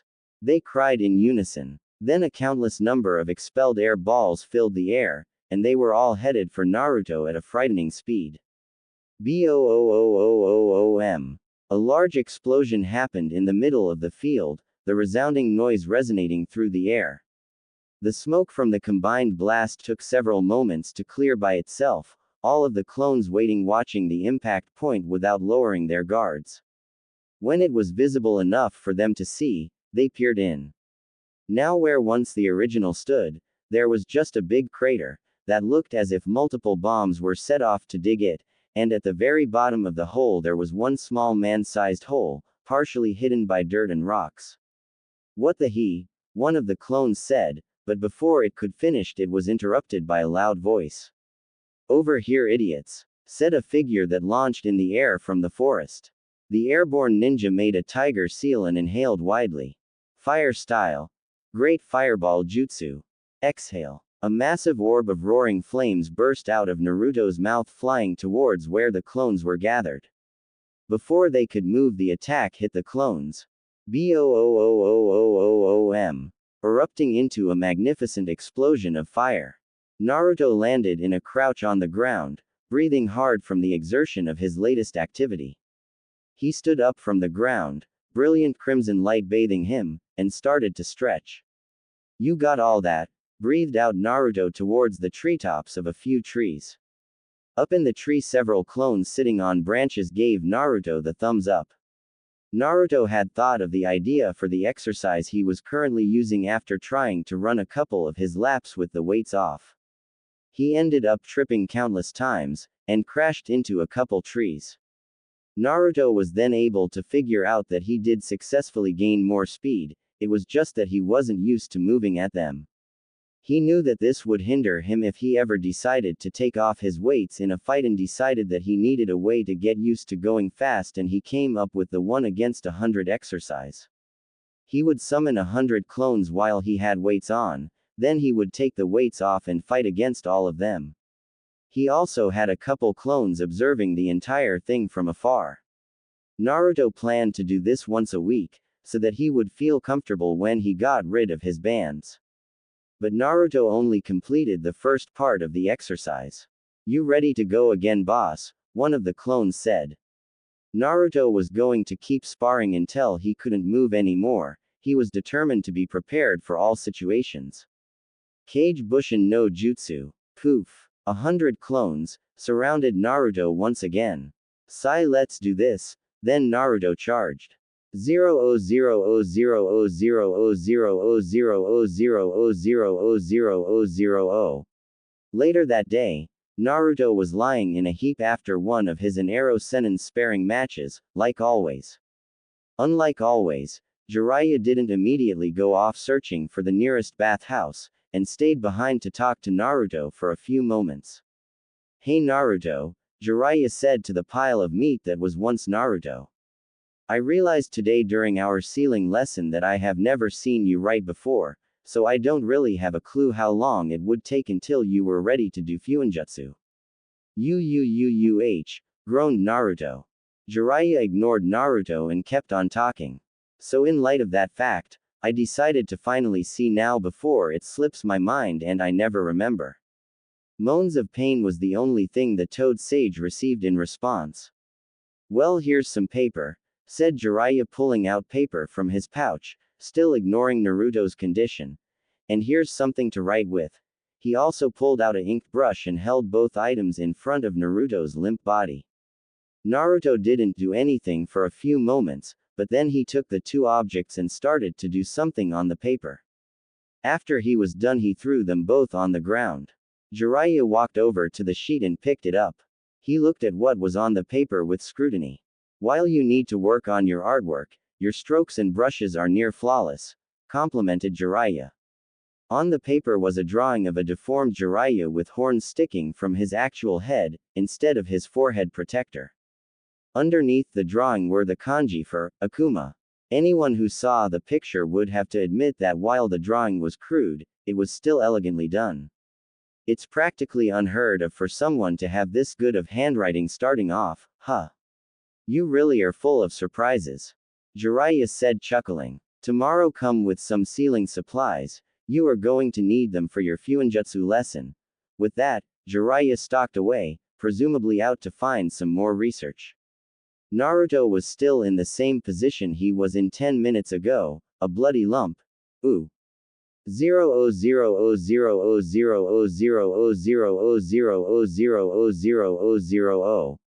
The next morning Naruto was walking into Higarashi's weapon shop, on his way to the training ground he trained with Jiraiya at.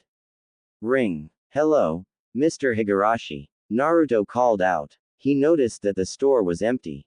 I'll be out in just a minute, shouted the owner in response from the back. True to his word, only a moment later did Ishii emerge from the back door. He was wearing gloves, had on goggles, and was greasy, so Naruto assumed he was doing some work. Oh Naruto, you're back already. Did you already need your things replaced, or are you here for a different reason? I'm actually here to get something new, Naruto responded. How many blank sealing scrolls and papers do you have? A lot of them. We order them in bulk but not too many ninja buy them. I was considering reducing the amount we order. Naruto shook his head and pulled out Gama-chan. No need to do that. I want to buy every one you have, he said, pulling out the required amount. While this solves the problem of my current stock of sealing materials, what you just ordered should last you a while, and there would be no need for you to come back and but more when I restock. Trust me, Naruto replied. I will go through everything quick. Okay. I also need all the brushes and ink you have as well. Whatever, it's your money. Ishii went and gathered everything asked for, and rung it up. When Naruto saw the price on the cash register, he almost started crying on the spot. He was thankful that he learned to save every cent that he could at a young age. At least it's for a good cause, whimpered Naruto in his head. Sigh, here you go. Now that I think about it, I am probably going to need a storage scroll for all this. Once they was finished with the dilemma of sealing everything, they was finally set to go. Pleasure doing business with you, kid, Ishii said. Matter fact, I have a couple propositions for you if you are willing to hear them, and they all involve making a little cash. Naruto, who had just witnessed the death of his wallet, was eager to hear about anything that could his funds. Sure, I'm up to hear whatever you got to say. Since you're doing sealing, if you bring in some explosive tags and storage scrolls, I will pay you for them. I can never have too many of those, especially since they are one of the products most in demand. Naruto knew that with the lessons he was currently receiving, coupled with all of his clones, he could probably make a pretty penny with this job alone. That sounds fine. What about the other one? I have a usual delivery girl that goes and picks up and drops off things for me from time to time. The problem is that she is a ninja and she can't always be there, so I usually have to request a mission for some genin to do. I am willing to make you my permanent backup and you will be the only one who gets the mission pay. I like to have familiar faces handling my stuff, and I feel like you are going to be a regular in my store. Naruto thought this would also be a good way to make money, especially since he could just make clone do these jobs whenever he wanted. Alright, I'm game for both of them. Good. Just come in at any time for the tags and scrolls. I think I might have a delivery for you in a few days too, so come by and check. Ishii said. Anything else you need? Yeah, kind of. If you don't mind me asking, Naruto questioned. What were you doing before I came in? Huh, oh that. I was just sharpening up my swords. Sharpening. Mused Naruto. How exactly were you doing that? I use a sharpening stone, which I use to grind against the sword. This sharpens and hones the blade the more I grind. Is there a reason for these questions? Naruto ignored him and just sat there thinking for a few moments. Naruto decided something and made the seal for a shadow clone. Naruto did this silently, because he was trying to get into the habit of not verbalizing his attacks, well, unless, of course, he wanted to be dramatic. Poof! A clone appeared in the middle of the shop, but before the smoke even had a chance to dissipate, Naruto punched the copy in the jaw, causing it to dispel. Ishii, the shop owner, just stood there confused while all this played out. If that will be all, I will just leave you to it. Ishii went back to sharpening his swords. Naruto was too busy getting over the fact that he might finally make some progress in wind manipulation to notice what Ishii did. 0000000000000000000. Naruto finally arrived at the place where he trained with Jiraiya, after a quick stop to the training grounds to drop off most of his sealing materials. When he looked around to find Jiraiya, he was confused because he spotted him behind what looked like a fortified wall made out of mud and rocks.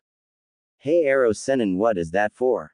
Naruto asked, pointing at the wall structure. Don't call me that idiot, snapped Jiraiya, with his veins poking out. And as for this, well, let's just call it a useful piece of scenery which I will be using as a resting post for the remainder of the day. Whatever. Waved off Naruto, not feeling like putting up with his sensei's antics today. So how come you didn't immediately try to hit me when I arrived? I thought evasive movements was first. Today Gaki we will only be working on Fuinjutsu, explained Jiraiya. You have quickly grasped concepts of sealing in a short amount of time, so now it is time to get your practical knowledge up to where you are theoretically. Yes. Today I won't be going home in pain, I will just be sitting, and drawing. Maybe a few explosions, but none of them will be with me in them. I am ready to start, Jiraiya-sensei. Haha, now that's more like it. Cheered Jiraiya. Let's see how enthusiastic you will be at the end of the day, the sage said, mostly to himself. Naruto was crying and thanking the heavens at the moment, and didn't even know his sensei opened his mouth. 000000000000000000000. A burnt and crispy Naruto is what showed up at Training Ground 9 that evening. Naruto also was burning mad. The clones weren't sure whether the smoke rising from his head was the result of his anger or whatever got him the way he looked. Stupid pervert. Resting post Mai, he was using it as a shield, grumbled out Naruto. No one told him how dangerous messing up a seal was, and even though he should have known that by himself, he wasn't expecting it to be so precise. Naruto blew himself up no less than 24 times, and he wasn't even working on explosive tags when those happened. When he did try explosive tags, it looked like the entire Uchiha clan came back to life and decided to use that field as practice. A good thing is that he got used to Fuinjutsu enough, where he won't be making as many mistakes as he did today again. Another upside is that, while he was more burnt than he has ever been in his life, he could still move and function unlike all the other training days. The fact that he could still move, and his chakra was full bothered Naruto, so he decided to come to the training ground to work himself to proper exhaustion. Hey boss, come over here, one clone yelled from the other side of the field. Naruto went over to him to see what he was called over for. Check this out. The clone said, holding out a leaf in his hands. Then right before Naruto's eyes the leaf split cleanly into two, as if sliced by the finest blade. Finally, yes, I completed the first stage. Telephone me, did any clones start on the second part? Yeah, there is a whole squad of clones down by the waterfall trying to split it in half. We already accomplished it a couple times, but we are trying to achieve it with less and less numbers until only one is needed to split the whole waterfall. This is great news. I'm guessing that since I didn't know about this previously that, none of the clones working on this dispelled. The clone sheepishly laughed, and rubbed the back of his head. Oh yeah, I knew we were forgetting to do something. It's alright, just dispel now, I am sure the knowledge of this will help other groups a lot. Yosh. Man, how come more clones can't be like you? The clone didn't answer, it just smiled and dispelled itself into smoke. Boom. Well, that was what was supposed to happen, but instead of a cloud of smoke, it was an explosion of flames. Naruto barely jumped away, avoiding being burned once again for the 100th time today. Naruto landed a few meters back, and looked around to see all the clones laughing at him. Shortly after he received the memories from the clones. It seems one group discovered how to make clones explode, and all the clones decided that it would be something funny to demonstrate on Naruto when they saw him come in already burnt. Thankfully everything else that came out of the scheming clone's mouth was true. Naruto was tempted to massacre all the clones he had, if they weren't working to improve for his betterment. I swear, where the hell did they get this from? 0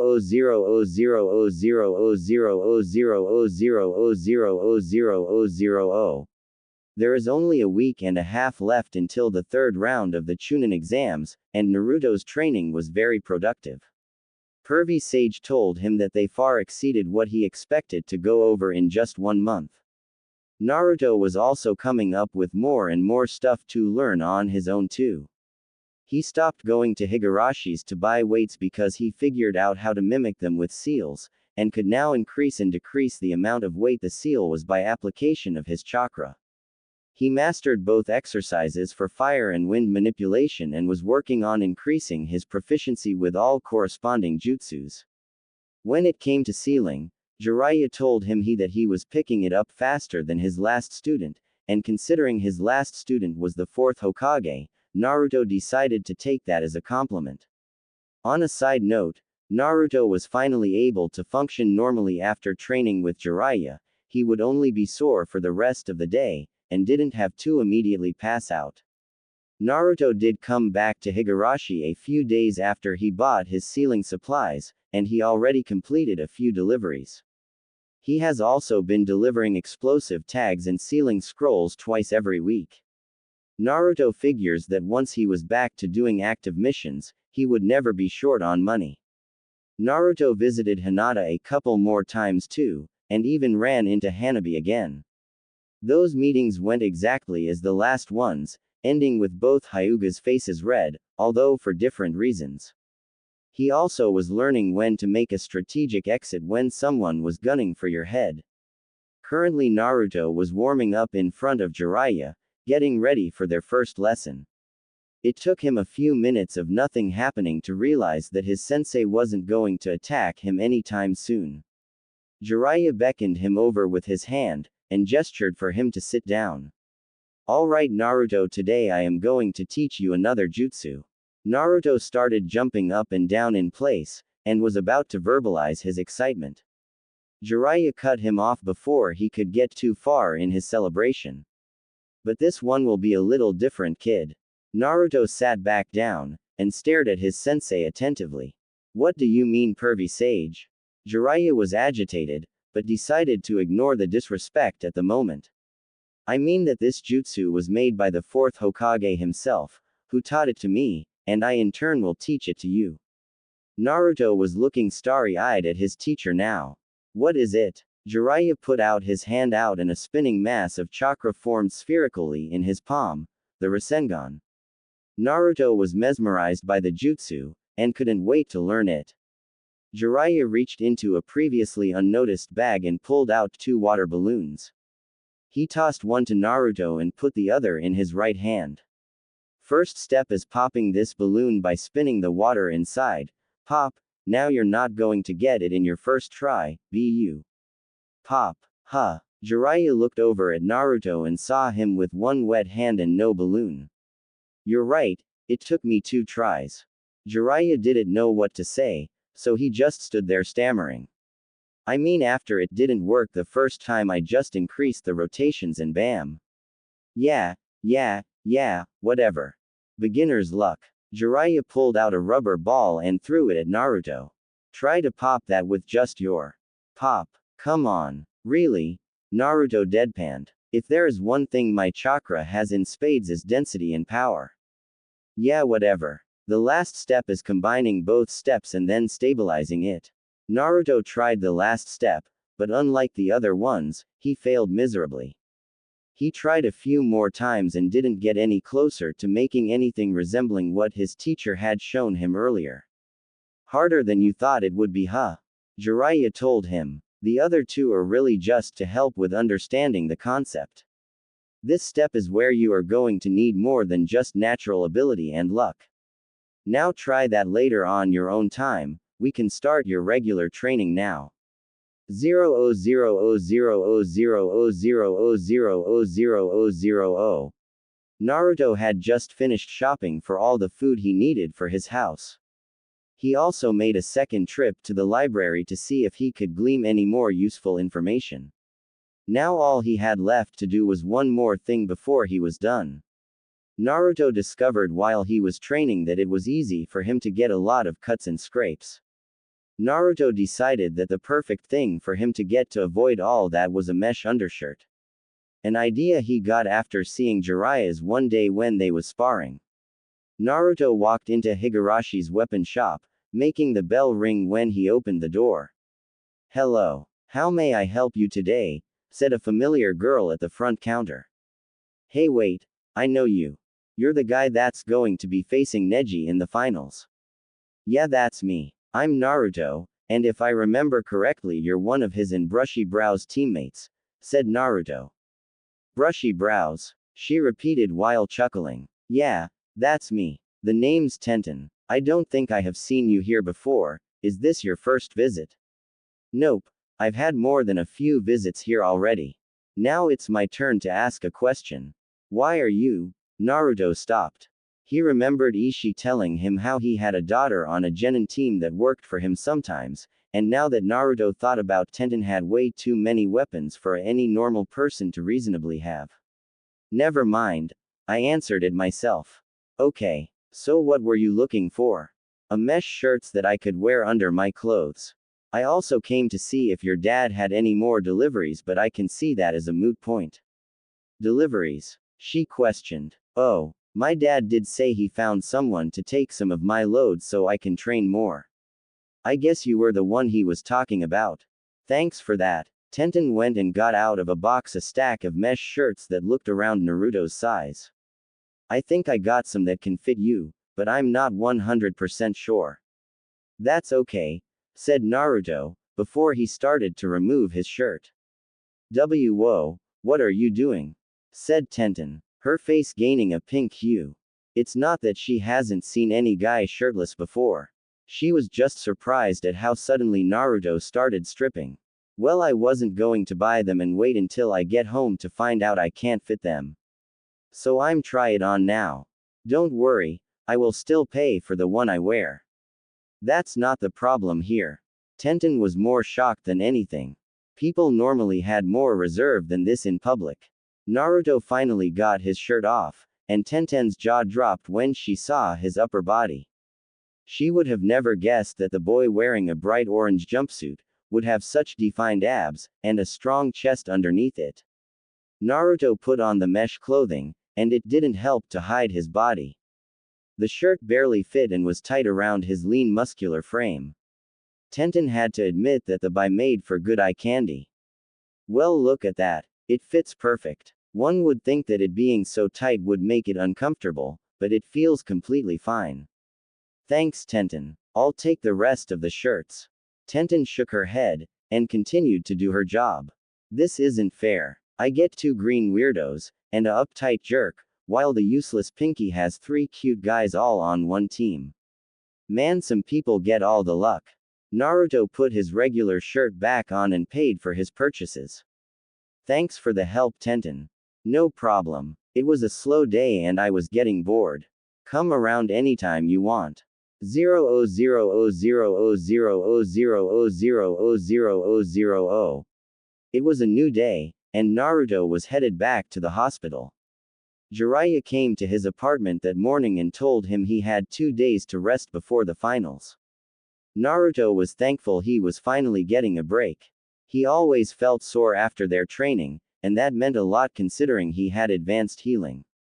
Naruto made his way inside the building and quickly walked to Hinata's room. When he arrived, he heard some talking from behind the door, and wondered who else was visiting Hinata. Strangely enough, he hasn't ran into anybody else all the other times he had been here. Knock knock. Come in. Naruto walked in and saw Hinata sitting on her bed back in her normal attire.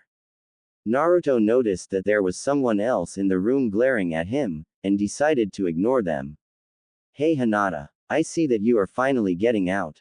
You remember our plans to go to Ichiraku's? Hinata blushed a little from embarrassment. Why yeah, I remember. She glanced at the other person in the room for a second. So let's go. Right now is the perfect time to go because this is when less people usually come. Sorry I can't go. My father requested that I come straight home. Oh well, that sucks. This is something that shouldn't be put off. Naruto said disappointingly. Then he turned to the other occupant of the room who had been glaring at him icily the whole time. Naruto just looked at them with a blank look on his face, which just made the person glare harder. The room became quiet. Quote. Quote. Quote. Hinata didn't say anything because she wasn't sure how to settle the atmosphere. The other two just kept looking at each other. It seemed as if the silence would last forever, before Naruto suddenly broke it. Hinata, I think your baby sister might have gotten a few inches taller since I last saw her. Naruto said. Hanabi's face immediately twisted into a deathly glare. They grow so fast, don't they? You're just begging to die, aren't you? Hanabi growled out. I suggest you leave before I have to traumatize my littler sister. Huh? Little sister? Asked Naruto, looking around in exaggeration. Whereat, like a replay of other times, Hanabi jumped at Naruto with plans to have him in pain, and on the she could get to him though, Hinata jumped in the way. Sister. Wait. Get out of the way, Hinata. Seethed Hanabi. He practically begged for it after he so boldly flirted with you in front of my face. Whoa. Hold up. Fleer. Shut up. No one is speaking to you, oaf. Sister. You can't hurt him. He has a match in the Chunin exams in a couple days. Maybe that's something he should have thought of before he disrespected me, as well as you. She turned her eyes to Naruto. Now, he'll be lucky to arrive in hers. Wait, his first match is against Neji. This was finally what got the smaller girl to stand down.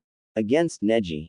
Hanabi asked. Is that true? She asked Naruto. Yeah, and I'm going to beat him black and blue until he crawls back to Hinata and apologizes. Naruto answered. Hanabi just stared at Naruto for a few moments before turning around and leaving. Come on, Hinata. Father is expecting us. Bye, Naruto. Hinata said while she made her way to the door. I hope we can get ramen another day. Naruto watched the two sisters leave with an unreadable expression on his face. It was only after a few seconds did he finally release a huge breath he had been holding. Man, I seriously thought I was going to die, he whined. What am I retarded? 00000000000000.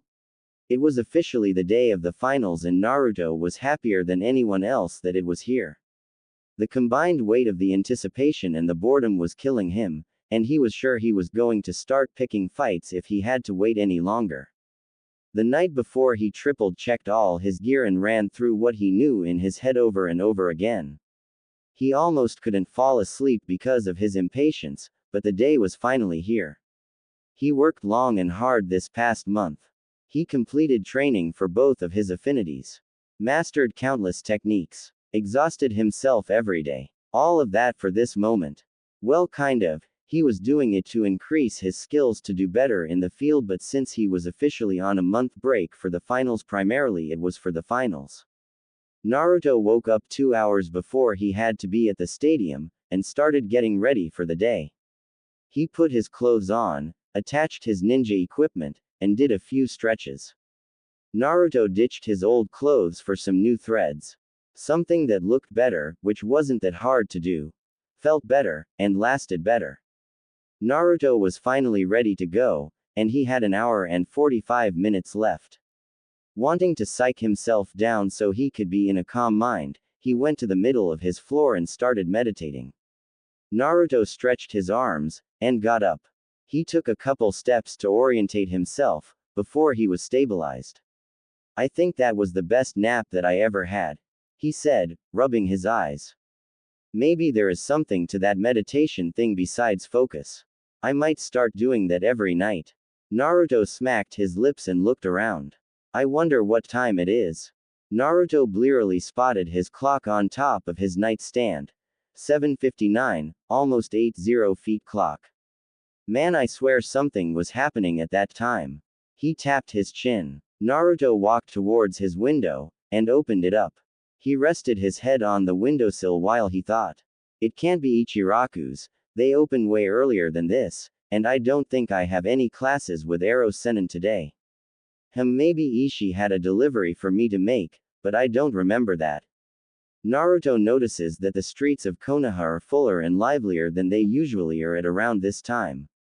I wonder what's up with all these people. They usually are only this festive on my birthday. It seems like they are all headed somewhere. He trails his eyes over the crowds, to try and follow where they were going. Naruto saw that the masses all leaded to a big stadium in the corner of the village. Naruto stared at the arena for a few seconds, with a blank look. Then slowly but surely his eyelids started to lift wider and wider. 0:00:00:00:00:00:00:00:00. If these idiots don't make it in time, I am going to kill them both, growled a pink-haired girl with green eyes. Currently all but two of the participants of the third stage were standing in the center of the arena. The crowd was nearly full and was bursting with excitement. The noise level made it hard for anyone to hear more than just immediately around them. The rest of the genin who got knocked out in previous stages were sitting together in the stands near the front. All of them were there to show support and to be entertained. Sakura Haruno, the only member of Team 7 that didn't make it past the preliminary round, was sitting next to her best friend, Ino Yamanaka. She had her fist balled up, and had a look of worry written all over her face. The cause of this was because of the fact that the two people who were missing were her teammates. Disqualified before they can even fight. Neither of them could stand to go out like that, so what's with them? Sakura moaned. Ino looked towards her friend, then back to the arena. Come on, Sakura, you just said it yourself. Both of them would die before they would miss their fights. They'll be here. I hope. Sakura mumbled, looking anything but reassured. Those two certainly weren't the only ones to notice the absence of Team 7's genin. How unyouthful. It seems that my rival has managed to pass on his uncouth ways to his students. Yelled out Guy. I must agree, thought Kurenai. If Kakashi's students aren't even going to bother to show up, then Kiba's loss in the preliminary will have been for nothing. Kurenai vowed to herself that she would hospitalize Kakashi if his students don't show up, particularly Naruto. I don't really care if they ever show up. If it happens that there is less competition for Shikamaru, then I won't complain. Asuma said with a heavy blow of smoke. Down in the arena, Shikamaru was unsettled by the change of events. Shit. If neither Naruto nor Sasuke show up, the chances of me getting that psychopath rises by an uncomfortable amount. I am usually all for less work, but today I would like something to stand in between me and that San Genin. Sigh, what a drag. So he couldn't even manage to show up, huh? I guess he realized that a failure will always be a failure. Fate ordains it. Neji was largely unaffected by the fact that Naruto hasn't shown up. It was just him not having to go through what he assumed would be an easy battle. Now the Uchiha's non-attendance is a cause for me to think about. I am sure he wouldn't pass up an opportunity to show how elite his clan is. I very much looked forward to putting him in his place. Mother wants the Uchiha's blood. Where is he? Thought Gaara. He also thought back to when he went to finish killing the Green Genin, and how he was stopped and denied from his desire. I want to kill that blonde boy for myself as well. Hayate, who is still alive obviously, looked around for the two missing fighters. Man, the crowd won't be happy if it turns out that the main event will be denied to them, and I wanted to see what Naruto could do myself. Hayate looked at the entrance of the arena. Cough, will all the competitors clear the floor? Cough, except Uzumaki, Naruto and Hyuga Neji. The first fight is about to begin. Cough.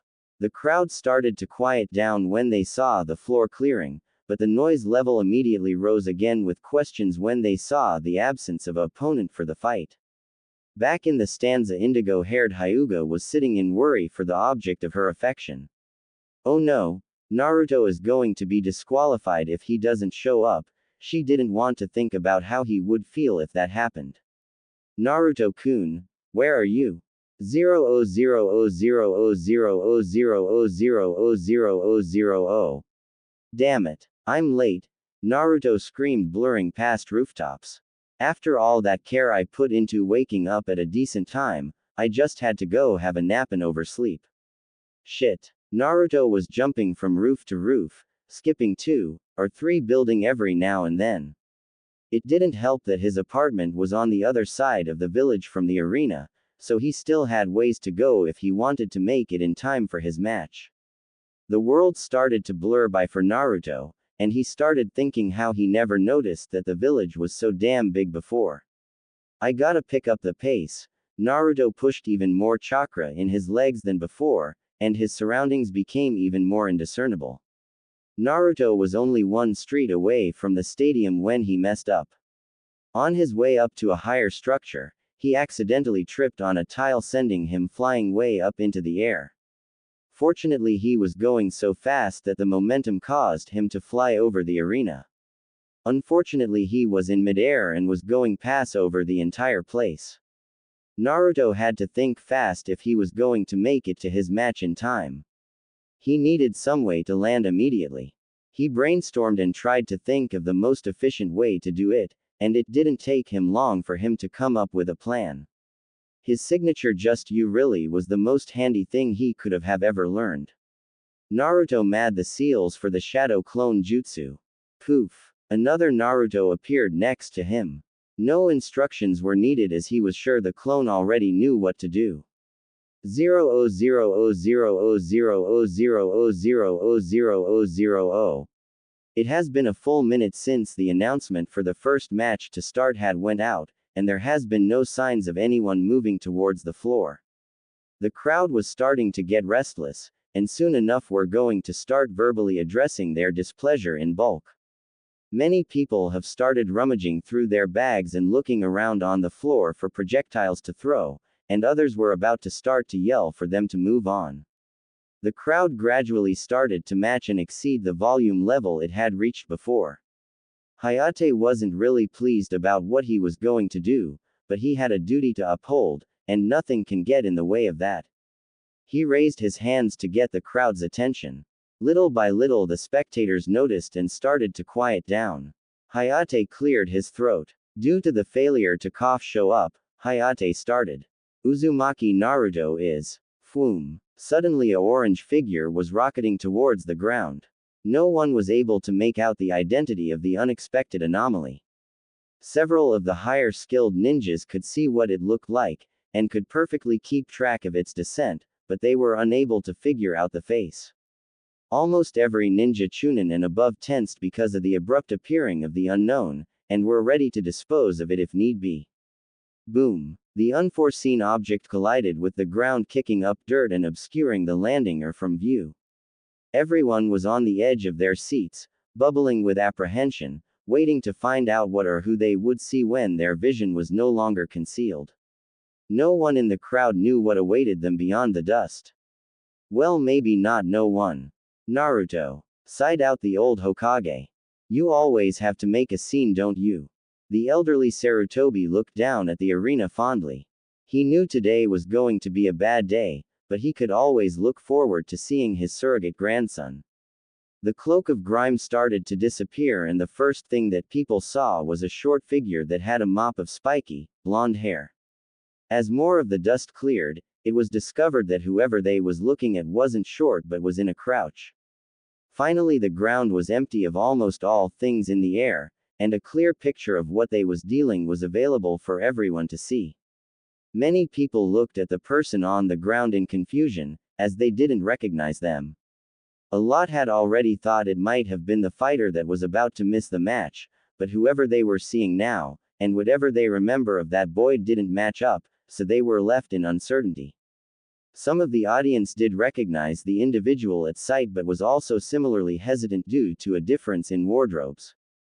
Now down in the arena, Naruto was recovering from his rapid landing as well. He knew that he was going to be descending fast when his clone grabbed his legs and threw him towards the earth, but he didn't expect it to be that speedy.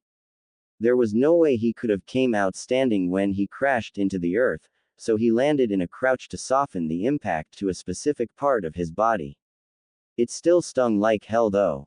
It took Naruto a good couple seconds for him to regain his bearings, enough for him to even attempt standing up.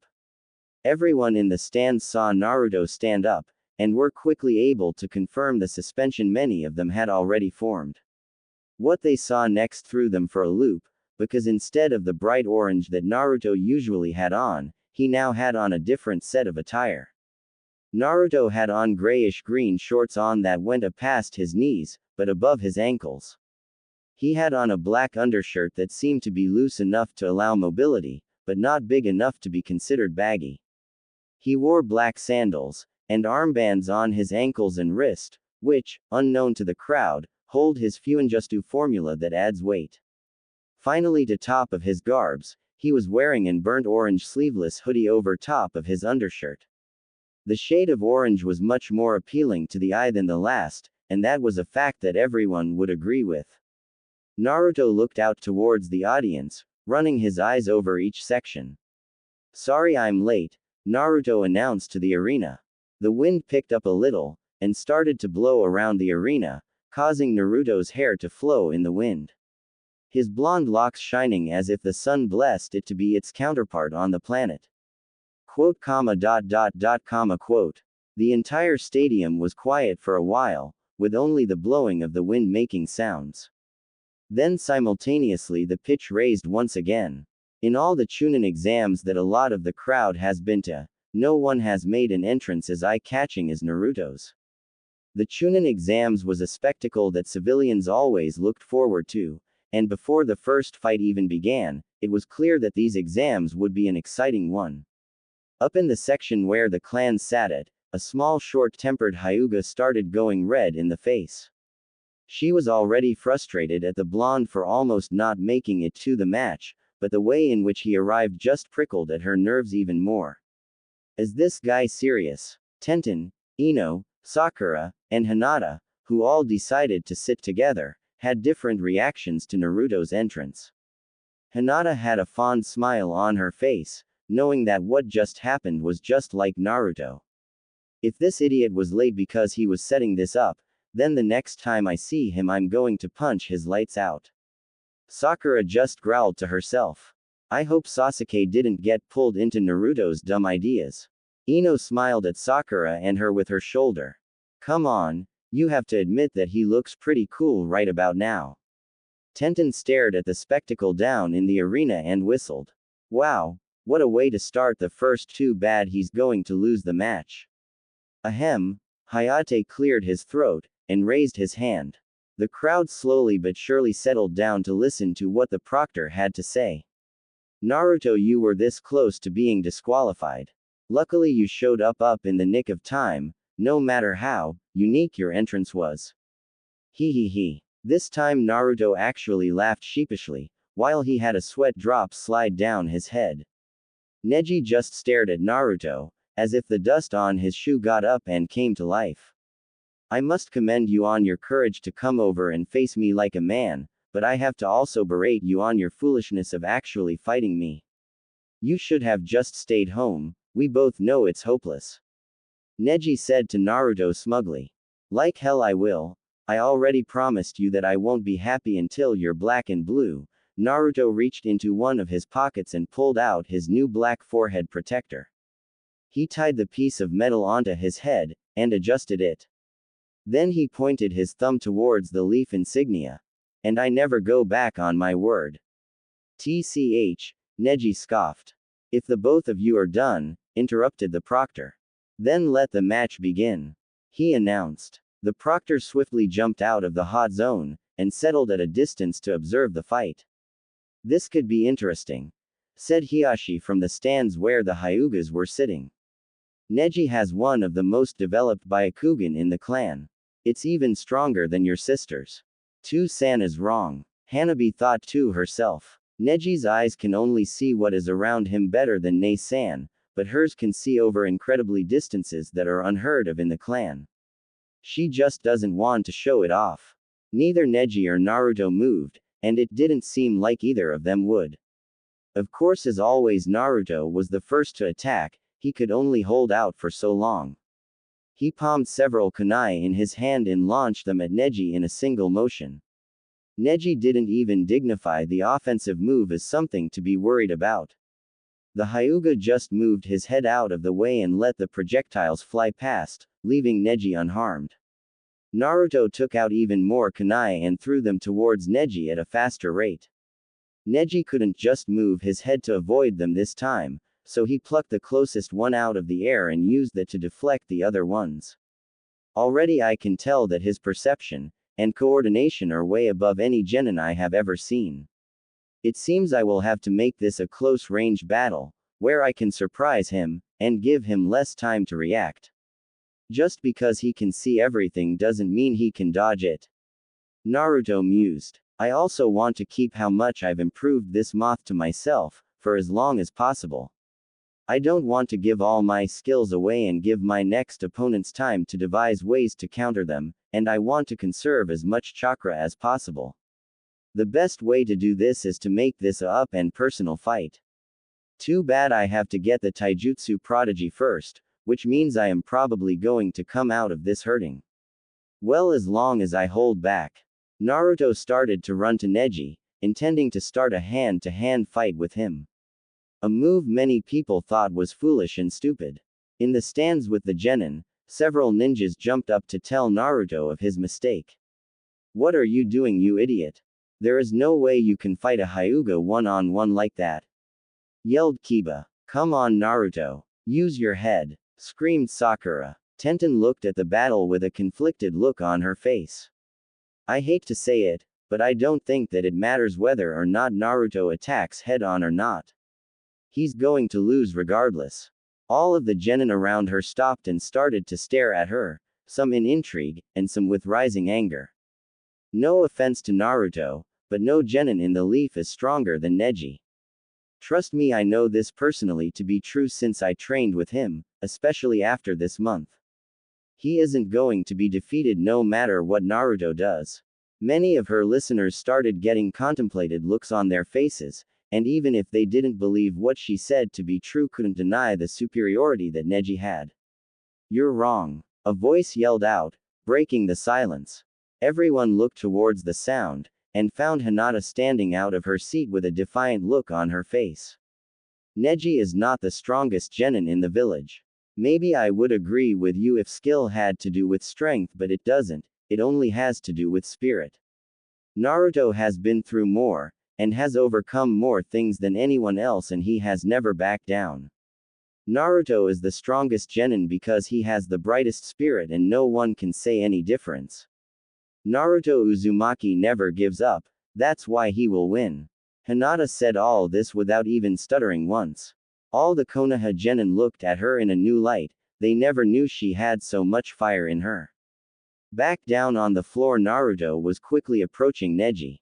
Bastard. He still isn't taking me serious by activating his Byakugan. I'm all for having an advantage by someone underestimating me, but something about him doing it when he is the same level as me pisses me off. Naruto finally reached his destination and came in with a soaring punch aimed at Neji's face. The feminine Hyuga leaned his body to the side to avoid the blow, sending Naruto flying past him. Naruto stopped himself by planting his hands on the ground, and used his momentum to swing his legs around to execute a leg sweep. Neji flipped backwards, and landed on his feet. He pushed off his heels and came speeding at Naruto with a palm thrust. Naruto deflected the strike with his hand while in a spin, bringing his elbow around to hit Neji's face. Neji could only stop the strike by bringing his other arm up to block it. Ah! His way faster than expected. I didn't expect him to be able to stop one of my attacks, and all of his come in split seconds, Neji thought. The two of them struggled for dominance for a few moments before they broke off by jumping away.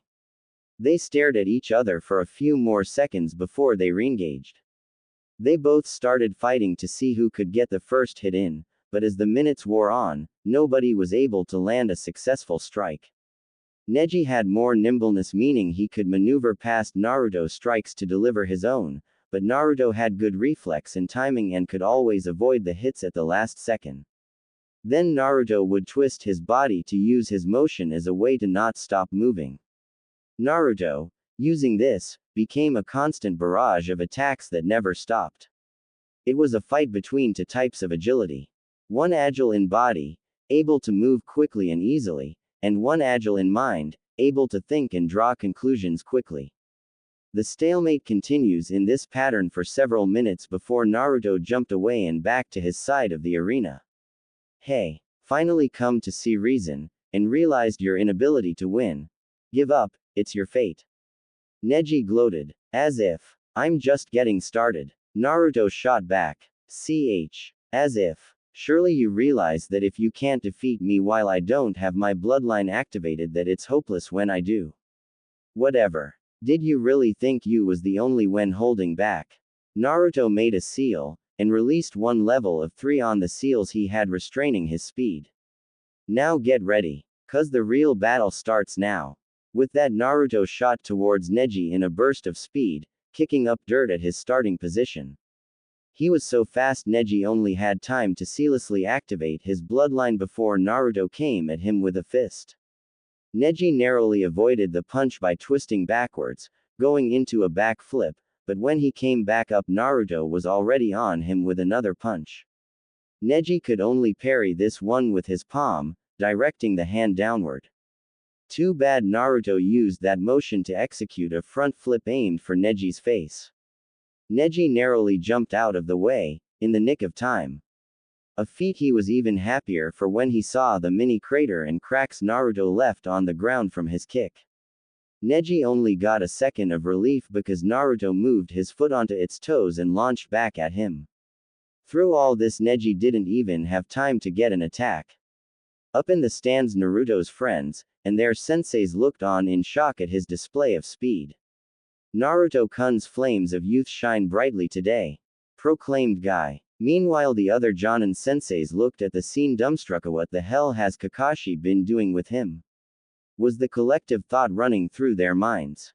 Lee was cheering for Naruto as he has never seen someone get this close to beating Neji other than him, and he had to admit that Naruto was doing better. Naruto-kun's fighting style is far more effective against the gentle fist than the strong fist. Also, not only can he go nearly as fast as me, but he can also react and counter in an instant. Over by the other genin, they were also looking at Naruto in awe. All they could see, unlike the veteran shinobi, was Naruto disappearing and reappearing with a strike, and that happening over and over again with Neji barely dodging the blows. Whoa, he's looks like he's as fast as Lee, stuttered out Tenten.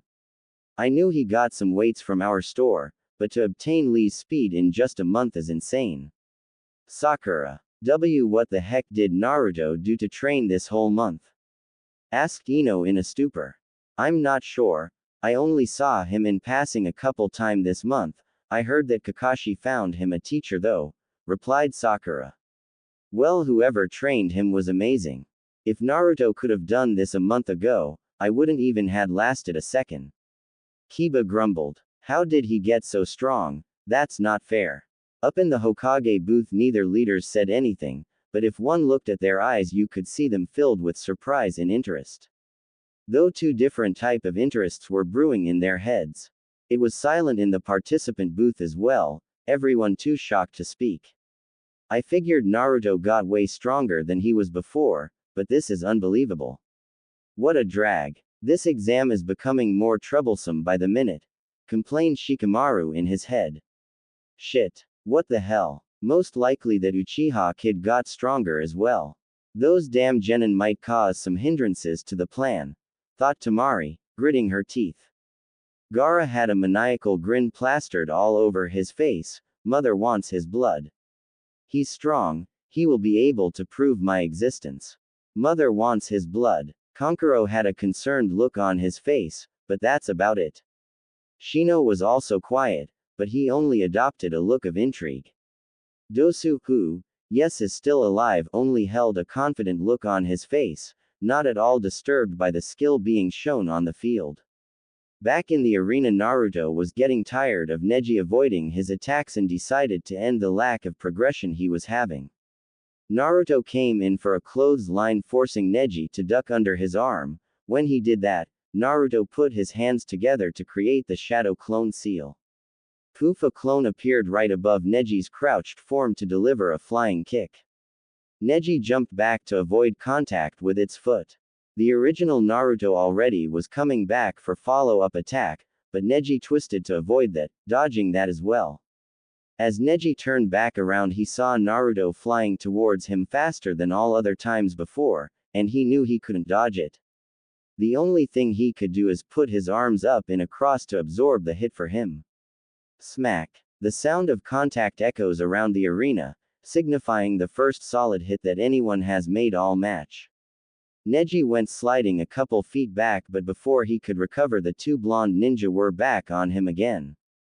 Neji was getting tried to defend with all his might, but as time went on he received more and more hits. Neji didn't particularly like being tossed around, so he jumped away from Naruto once he found an opening. Neji landed across the field, and wiped the blood off his lips. Why do you continue to defy fate? Neji snarled. You will always be a failure, nothing can change that. So just accept your destiny, and give up. I thought I already told you. Naruto retorted, making a familiar seal once again.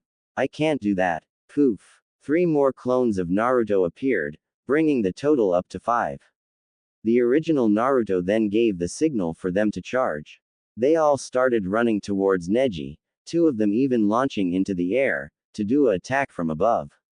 Naruto was serious about his promise to beat Neji down, that's why he summoned 4 clones to help him. The Naruto were closing into Neji, and to all of the crowd it seemed as this was going to be the end of the fight. All of the crowd, that is, except Tenten. Tenten shook her head. Too bad, Naruto. Neji has trained all month and you're not the only one to become stronger. This is why it is certain you will lose. The rest of the genin just looked at her in confusion. She just shook her head and continued to watch the match. Down in the arena, Neji looked at the approaching adversaries with a calculating look. Neji then began to smile. You fool, he said condescendingly. I told you already. Naruto and his clone closed in on Neji, but before any hits could land, they suddenly met a strange resistance. A second later, visible chakra started to leak from Neji, which made clear what was being used to slow Naruto. Neji started twirling in a circle. Give up. The spinning Hyuga was being encased in what looked like a twisting dome of chakra. Kaden, Naruto and his copies were blown back by the force of the attack to the other side of the stadium, dispelling the clones in the process. He hit the ground and slid for a few more meters, and was a bit disorientated, causing him to stay down for a little longer than normal. Hinata was looking at her cousin with a shocked look on her face. How? That's Kaden, yelled Hiashi, standing up in the midst of the crowd. That's a technique only known by the main branch. How was he able to learn it? Hanabi just looked odd. I already knew that Neji-san was considered a genius, but to recreate that jutsu by himself is amazing. What was that? Questioned Sakura. That was the 8 trigrams palms rotation. A move that Neji has been working on all month. It's an impenetrable wall of chakra that comes from all over his body. A lot of ninjas can only direct their chakra out of their body from one place in their body at a time, like their hands or their feet. Neji's mastery over his chakra is so good that he is able to push it out from multiple places at once, creating what is called kaden. I tested its defense myself. The technique is basically impossible to break. Down back in the arena, Naruto had almost recovered and was catching his breath on the opposite side from where Neji was. Naruto had to figure out a way to overcome the new obstacle that just appeared. First, he decided, he had to test how strong that attack was. Naruto pulled out a handful of shuriken, and held them at ready. Let's see how you handle this, bastard. Naruto threw all the weapons in his hands, then made a single hand seal. Shuriken Shadow Clone Justu. Up in the stands, the two cages were shocked by the jutsu that Naruto just showed. The Hokage didn't even know many other than him knew that jutsu, while the cage's eyes seemed to shine bright with greed. All over the crowd, ninjas were shocked by the jutsu that was famed to be used by the god of shinobi. They all noted how in one match Naruto showed above proficient use in 2 high-ranked justice. Naruto released barrage after barrage of shuriken which multiplied and became a dozen each. The only way that Neji could avoid this attack is if he used kaden again, so that's what he did. Neji's sphere of chakra was getting pelted by wave after wave of endless shuriken, but it didn't seem to be wavering anytime soon. Naruto stopped throwing shuriken, and reached in his pouch to grab 3 explosive tags attached to kunai. Try this. He threw the timed explosive across the field, and to the still spinning Hyuga. Boom. Naruto waited patiently for the smoke to clear to see if Neji's kaden was able to stop that attack as well. Naruto wasn't the only one. Almost every single person in the crowd was sitting in anticipation in whether or not Neji avoided the blast. When the smoke was cleared, everyone saw a perfectly non-harmed Neji standing in the center of a circle engraved in the ground in the center of a bigger crater. It didn't take a genius to know what that meant. The crowd went wild, clearly excited by the match that they originally had low expectations for. Don't you see, you cannot fight against fate. Only a fool would dream to become Hokage when they clearly aren't destined to be.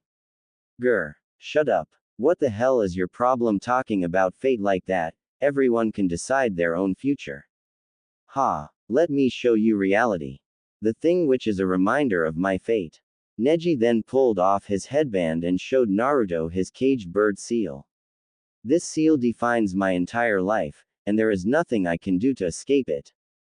Neji then went on to tell him the history of his family, about the death of his father, and his duties towards the clan. The more Naruto heard, the madder he became. He was mad at Neji, the Hyugas, and the village for allowing this to happen. These eyes of mine show me many things. One thing they've shown me, people's limitations are set, fixed, and unchangeable. Only a fool wastes his time trying to become something he can never be. The only destiny that everyone shares, is death. If it's your job to serve Hinata-chan, then why the hell did you almost try to kill her in the preliminary? That's the opposite of everything you just told me. Naruto roared out. You say that I am an idiot for fighting to change my life, when you were trying to defy fate just like me. We're exactly alike. Neji's face turned into the pure definition of the word rage. Shut up. You don't know what you are talking about. He screamed. Neji launched towards Naruto in a considerably faster speed than whatever he was going before. Neji's hands started glowing blue in concentration of chakra. You are now within the range of my divination. Impossible, yelled Hiashi, an opinion that was shared by several clan members. No way. It can't be, whispered Hanabi. 8 trigrams, 64 palms. Neji delivered 2 consecutive strikes, Naruto moved out of the way of those 2 palms. Neji then did 2 more strike. Naruto dodged them too. 4 palms. Neji now did 4 strikes, something which Naruto was hard pressed to not get hit by. 8 palms. Neji came with 8 strike. Naruto felt as if he almost was hit once or twice. 16 palms. Neji followed with 16 consecutive strikes, more than a few scraped Naruto's clothes. 32 palms. Hinata looked at Naruto in a mixture of awe and worry. Naruto-kun dodged all of Neji's attacks. Now if only he can keep it up. Expectantly Neji started to grin, throwing Naruto for a loop. He started going twice as fast as before, catching Naruto off guard, and rendering him vulnerable. Naruto was receiving 32 consecutive strikes courtesy of Neji, and they were way more fierce than before. Naruto tried his best to not get hit, but from the stinging in his left arm, he knew he failed. Neji stepped forward and thrust his palm out to deliver a strong hit to finish off the move. Naruto only by a hair length maneuvered his body, so that his already hurt left arm took the brunt of the attack. 64 palms. Naruto-kun, whimpered Hinata. Naruto was sent sailing through the air, only touching the ground for a second and then to skid and bounce back up. Naruto was able to stop himself by using his right hand as friction to slow himself down. Naruto was disorientates for a few minutes, but was finally able to stumble to his feet. He was breathing in rapid breaths, and was cradling his left arm with his right. I have told you fate has always decreed me winner, you had no chance. This match is over. Grr. Don't count me out yet. Retorted Naruto. Why not? It's useless to continue. Without both your arms you are unable to perform that cloning technique you love so much, and the rate and effectiveness of your attacks by yourself decrease enormously. Not only that, but also you have to carry around dead weight around, which won't help you at all, especially considering you're exhausted. There is no point in fighting. I am in perfect condition, and I have more than enough chakra left. Unlike others, I don't waste it by constantly doing fancy jutsus, and wasted strokes. Please spare yourself of any further pain. Gloated Neji. The stands resonated with the sound of countless people voicing how they thought that time was up for the orange aspiring rookie Genin. He had a good run, but it seems that Neji was still able to best him in the end, commented Asuma. No, I believe that Naruto-kun's flame of youth have not been put out yet. Replied Guy. I also believe that Guy-sensei. Naruto-kun would not let such a disadvantage hold him back from trying to win. Agreed Lee. Naruto is not getting back up from that. Tenten told everyone. Like I said before, it was over once Neji started his attack. I knew it from the beginning, no one in the leaf can beat Neji. I doubt it. Sakura said, drawing everyone's attention. Naruto isn't the type of guy to stop fighting in any situation, even if he has lost an arm. Trust me on that one. I feel you on that one, but even if he still fights, what can he do to win against this guy? It seems it's the end of the road for Naruto. Kiba responded. In the participant booth, almost everyone was in the single opinion that the match's victor was decided. The cute blonde kid seemed like he had it for a while. It seemed like his luck had to run out sometime, stated Tamari. Shikamaru Yan then started to chuckle loudly. I wouldn't be so sure about that. I might not have seen a lot of Naruto in battle, but I have known Naruto for a long time, and knows how he would act in almost every situation, the lazy Nara started. And almost every time the chips were down, and things seemed impossible for him, Naruto came back 10 times harder. The booth got quiet after that revelation. TCH. Whatever. Scoffed Kankuro. It seems Sarutobi has raised a fine container. I wonder if this is the end for it. I've had quite the fun watching him, said a snake in his mind. Back in the arena, Neji was still standing proudly in the center, while Naruto was trying to recover himself while thinking of a plan.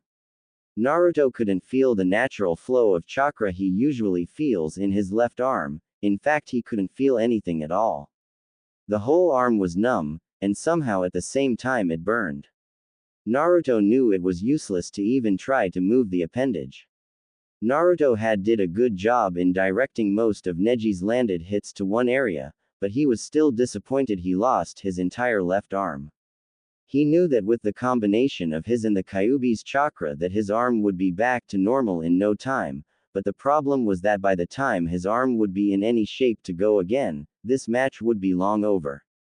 Naruto brainstormed all the ways he could still win.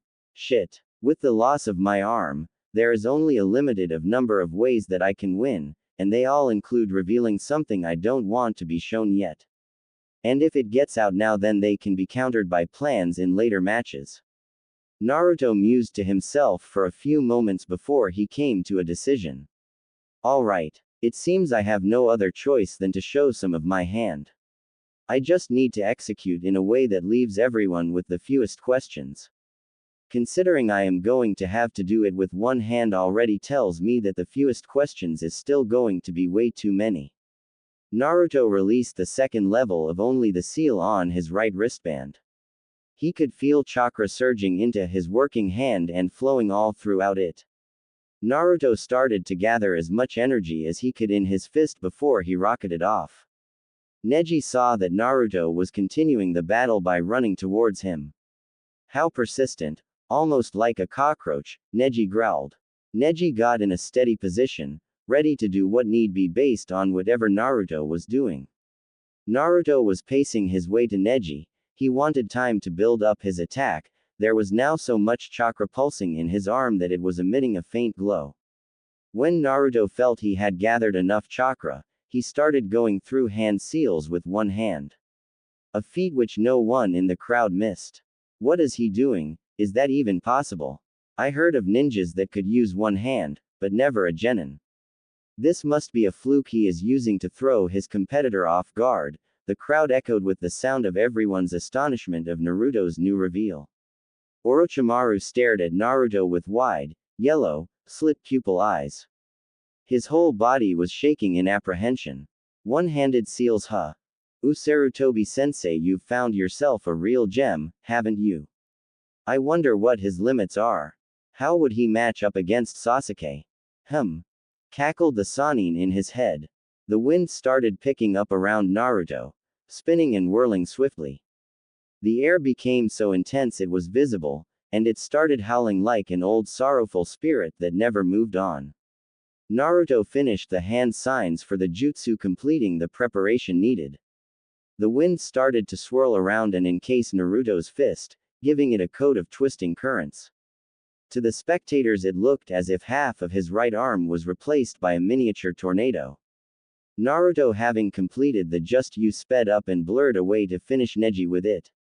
Neji, seeing the approaching doom running towards him, inferred the only way to get ahead of the oncoming attack unscratched was with Kaden. Neji started pushing out chakra from everywhere again, and started to rotate. Why won't you quit? Soon enough Neji was inside a perfect sphere of spinning chakra. Naruto was right in front of the dome now, and he his right fist back in preparation to punch. Because all don't ever give up. Naruto slammed his fist into the Hyuga's prized just you. Kaden. Kami Ken. The resulting force from the clash of the two jutsus caused everyone from any of the rows near the front to be pressed back against their seats. A whirlwind of chakra overcame the arena, forcing many to hold on to something in fear of being knocked down. It looked like a blue vortex, with the eye being Naruto and Neji. The duo continued to fight for dominance. The harder they pushed, the wilder the environment became. Both of their respective jutsu gaining strength and size as time went on. It was as if two unstoppable forces were ramming against each other. Neither side seemed to be gaining, when all of the sudden everything exploded. Boom! A figure shot out of the smoke and slammed into the wall on the side of the stadium. The smoke cleared faster than usual this time, and everyone saw that in the center of the arena was Naruto with his hands still stretched out. Neji was sliding down the wall, ending up on his butt on the ground. Unfortunately, he still wasn't unconscious. Gay. Neji spit out some blood. I'm not finished yet. Yeah, Naruto said. Then he made a half ram, half tiger seal with his hand. We'll see about that. The ground below Neji cracked and a fist came flying out of the ground. Neji was uppercut by the emerging Naruto and then a subsequent kick sent him flying back towards the center of the arena. Naruto took advantage of this by slamming his fist into Neji's face when he finally reached the center. The crack that came afterwards was heard and felt by everybody. Neji just dropped from the air like someone cut all the strings to a puppet. His face was bruised and had blood leaking from it, the rest of his body didn't look any better. Then the Naruto in the center of the arena burst into smoke, only leaving the one by the wall. Naruto walked up to the lying form of Neji's body. I don't think you're totally wrong. I do believe in destiny and things that are fated to be, but I believe it is impossible to know what they are, so there is no point trying to predict it. If you work hard, you can fight against anything that is set in your way. Naruto said. Besides, you aren't the only one with a seal that defines you. The proctor looked at Neji's body for a few moments to see if there was any sign of retaliation. After it was clear that the match was over, he raised his hand high up into the air. The winner of the first match is Uzumaki Naruto. The crowd started to go wild again, most of them thinking that the battle was one of the most entertaining they have ever witnessed. Of course, many of them always have the same thought until they see another match.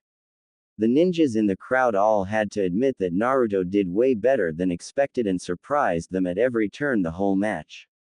Wow, he actually won, said Tenten in disbelief.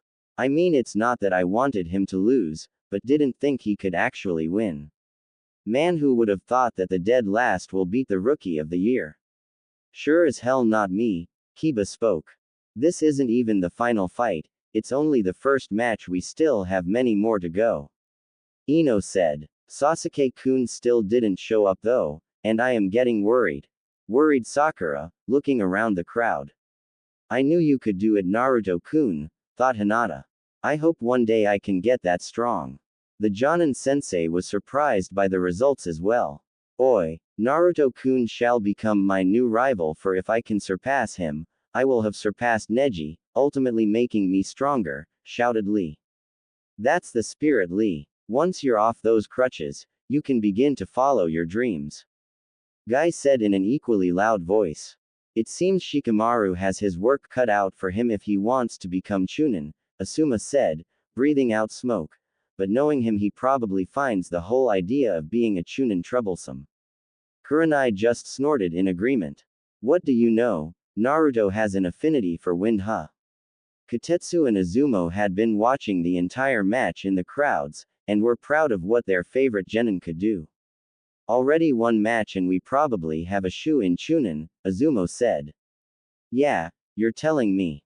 We haven't even reached the main event and the crowd is going crazy. Kotetsu responded back. In the participant booth, everyone was raising their hazard level on the recent winner. What do you know, Blondie still came out of it ahead. He's a wind user to not many of those in the leaf. Tamari said. I wonder if the other guy is going to show up, or if he is going to be disqualified. Konkuro asked. I heard people were looking forward to that match between him and Gaara. Man, they don't know what they are talking about. It doesn't matter how much stronger the brat got, Dosu thought.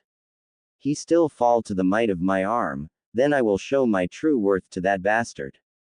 Neji lost, Hiyashi said in a blank tone. To the others around him, they thought he was upset about the turn of events, but to their surprise he started laughing.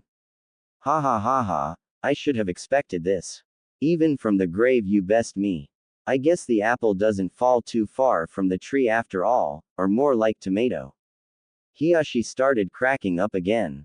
Many of the Hyuga feared for his mental health, and asked if he needed to go to the hospital. Hiyashi just waved them off. See Hanabi, that is a splendid shinobi. Hiyashi stared at Naruto as his smile turned wistful. Father has no idea what he's talking about, but still to hear him compliment another ninja is rare. Hanabi stared at Naruto in the stadium, who was running around accepting praise from the audience. I'll have to thank him later for finally kicking Neji off that high horse he was on. I've been wanting to do it myself since he sent Hinata to the hospital. Hanabi scoffed. Stupid clan politics. Up in the cage booth, the Hokage was positively beaming. Oh, how strong you have become. Even in times like these, your will of fire still shines brighter than ever.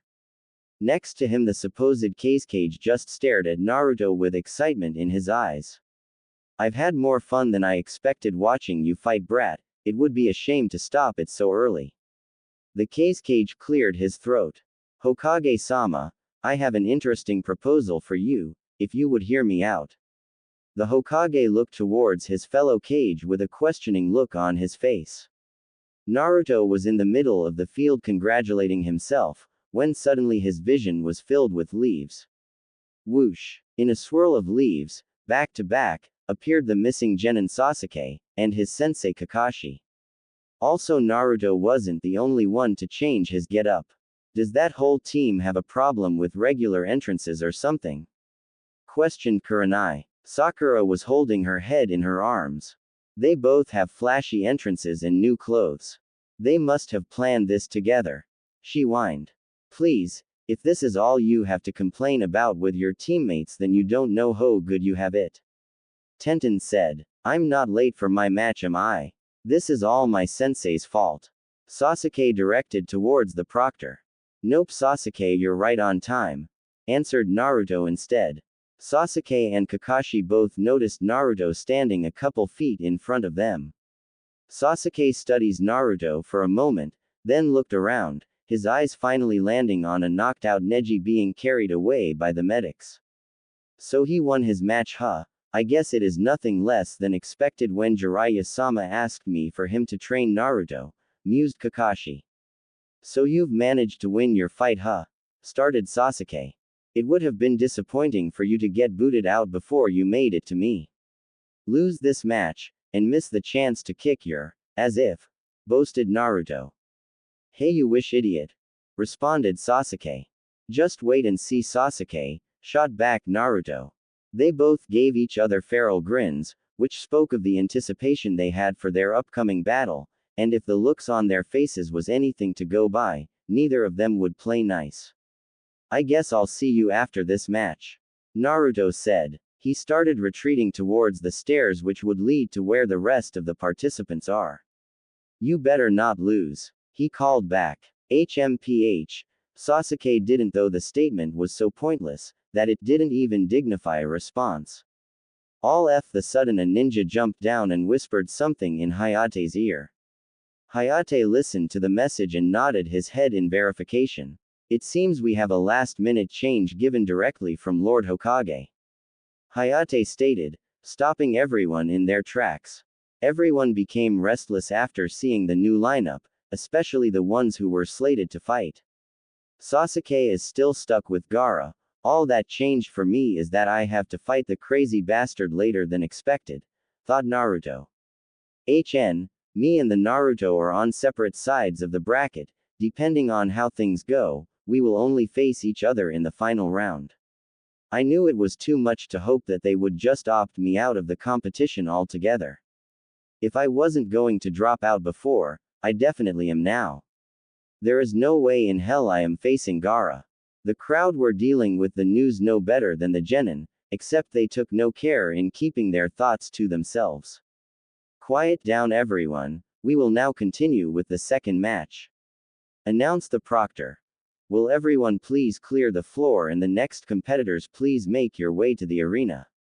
Sasuke and Naruto went up to the participant booth, while their sensei took a seat in the stands.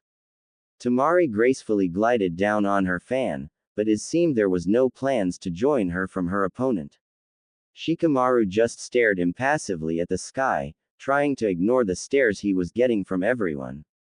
Is it worth going through all this trouble just to maybe get promoted?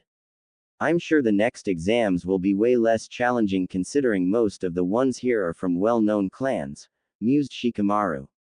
Single quote. Then again, is it worth dealing with my mother? Which is worse? Before Shikamaru had time to even begin to weigh his options, he was suddenly pushed off the railing from behind by an offending hand. Before he started to fall, he caught a glimpse of orange and yellow. Shikamaru was fast to recover and was able to hit the ground rolling to minimize the damage. Troublesome blondes, he sighed out as he began to stand up, dusting himself off. Now that the decision has been taken from me, I have to beat her. There is no way I am letting a girl beat me. Thus started the longest match many have ever saw, which was simultaneously boring and intriguing. The only thing keeping most of the audience awake was the leftover excitement from the last match, and the growing apprehension for the next ones. It is no surprise that the ending of the match came as a relief to most that was there. Shikamaru should have had no chance at all against that sand chick, thought Naruto.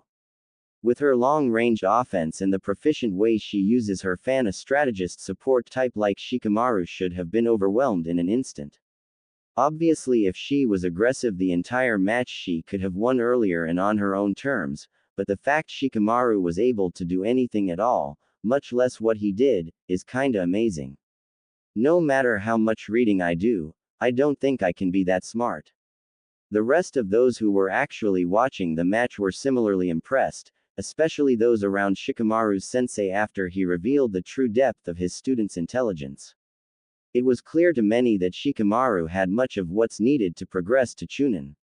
All that remained was just the question of how he would handle the responsibility that came with it. The proctor stood again in the center of the arena to make his next announcement. Will Gaara and Kankuro now make their W.I. forfeit?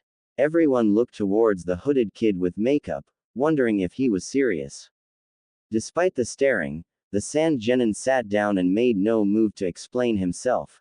Displeasure rippled through the crowd, but it was only felt for a moment as all of them quickly remembered who was fighting in the next match. The non-existent match actually came as a blessing in disguise to a majority of the audience because it moved them right along to who they came to see, especially after having to sit through the second fight. Alright, let's see how much Sasuke improved. Okay then, started Hayate. Winner by default, Gaara. Now can Uchiha Sasuke and Aburame Shino please come down to the arena? The crowd became restless as they saw a black-clad Uchiha from the booth to the floor. Shino walked calmly out from the stairs and met his opponent on the ground. The two competitors sized each other up. Well, the Uchiha it was impossible to tell what the Aburame shaded eyes were doing. The proctor looked at both contestants for a moment before he raised his hands. Let the fourth match begin. Instantly Sasuke ran through seals, and shot a large ball of fire at Shino. Shino avoided it only to have to deflect projectiles with a kunai. Sasuke shot off to Shino so fast that Shino only had enough time to block the punch with his arms. The hit still pushed him back a few yards though and bruised him up quite a bit. Sasuke continued his offensive assault, not letting up even a second, while Shino did his best to dodge or block any blows. Sasuke apparently knows that Shino is a thinker too, and he isn't giving him any time to put a plan in place, thought Naruto. Naruto looked at Sasuke and noticed the red tint that he had to his eyes.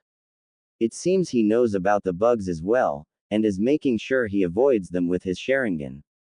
Shino isn't an up-close and personal fighter like Sasuke is making this fight, and will be crushed sooner than later.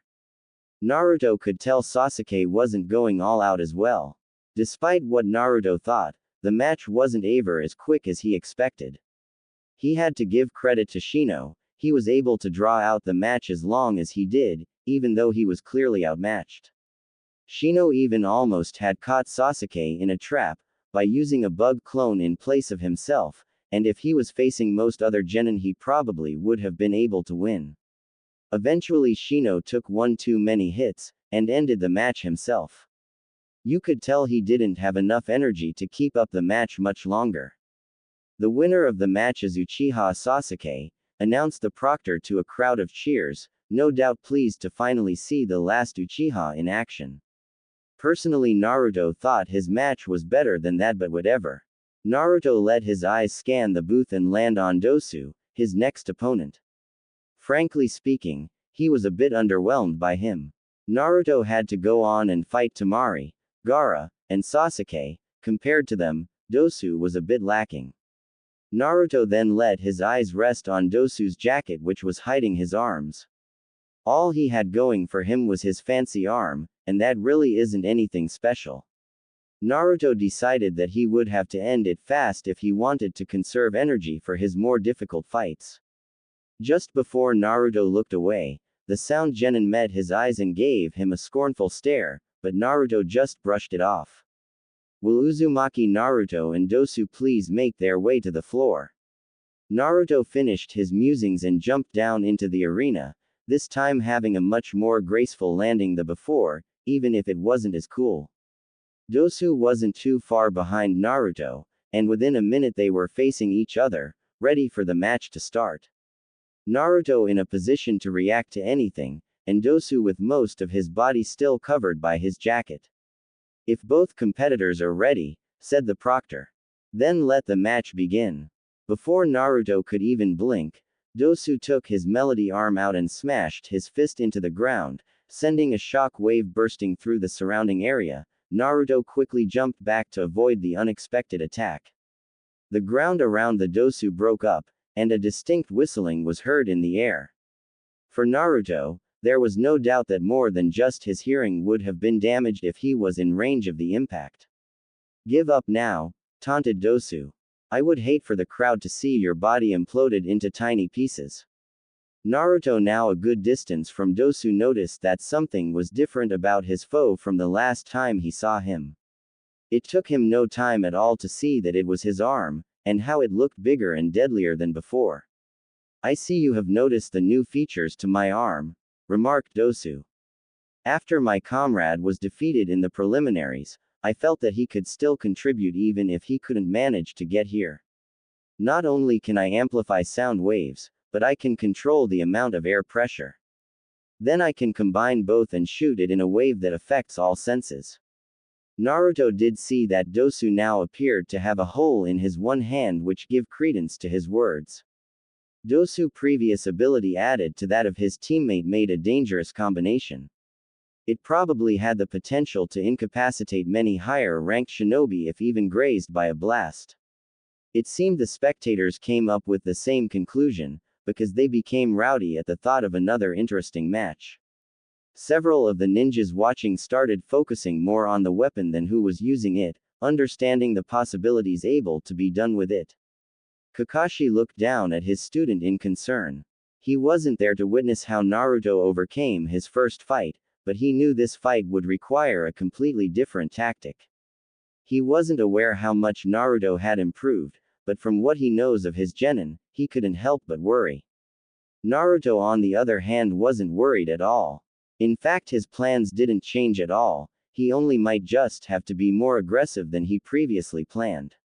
He reached into his leg pouch and took out a single kunai in his hand.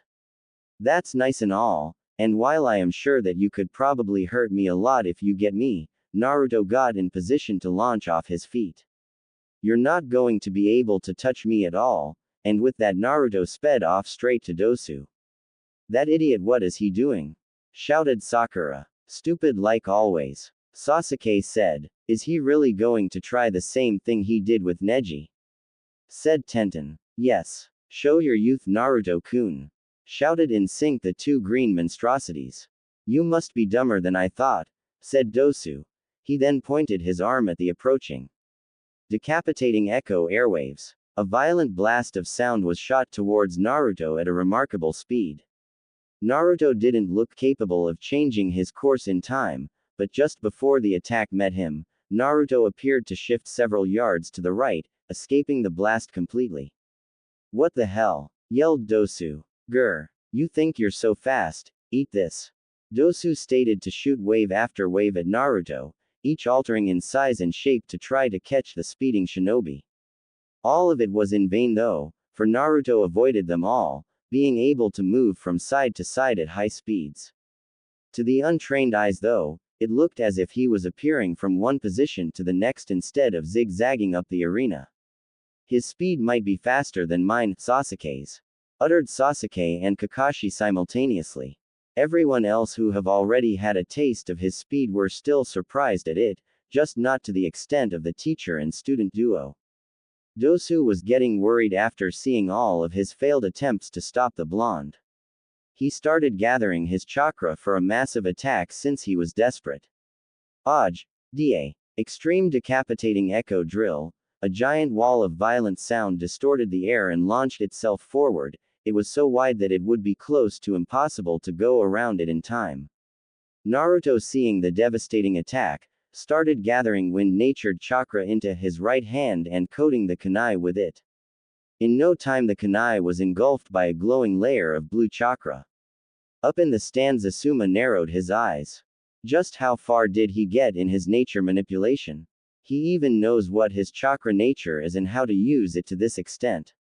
How much has Naruto actually grown in 1 month?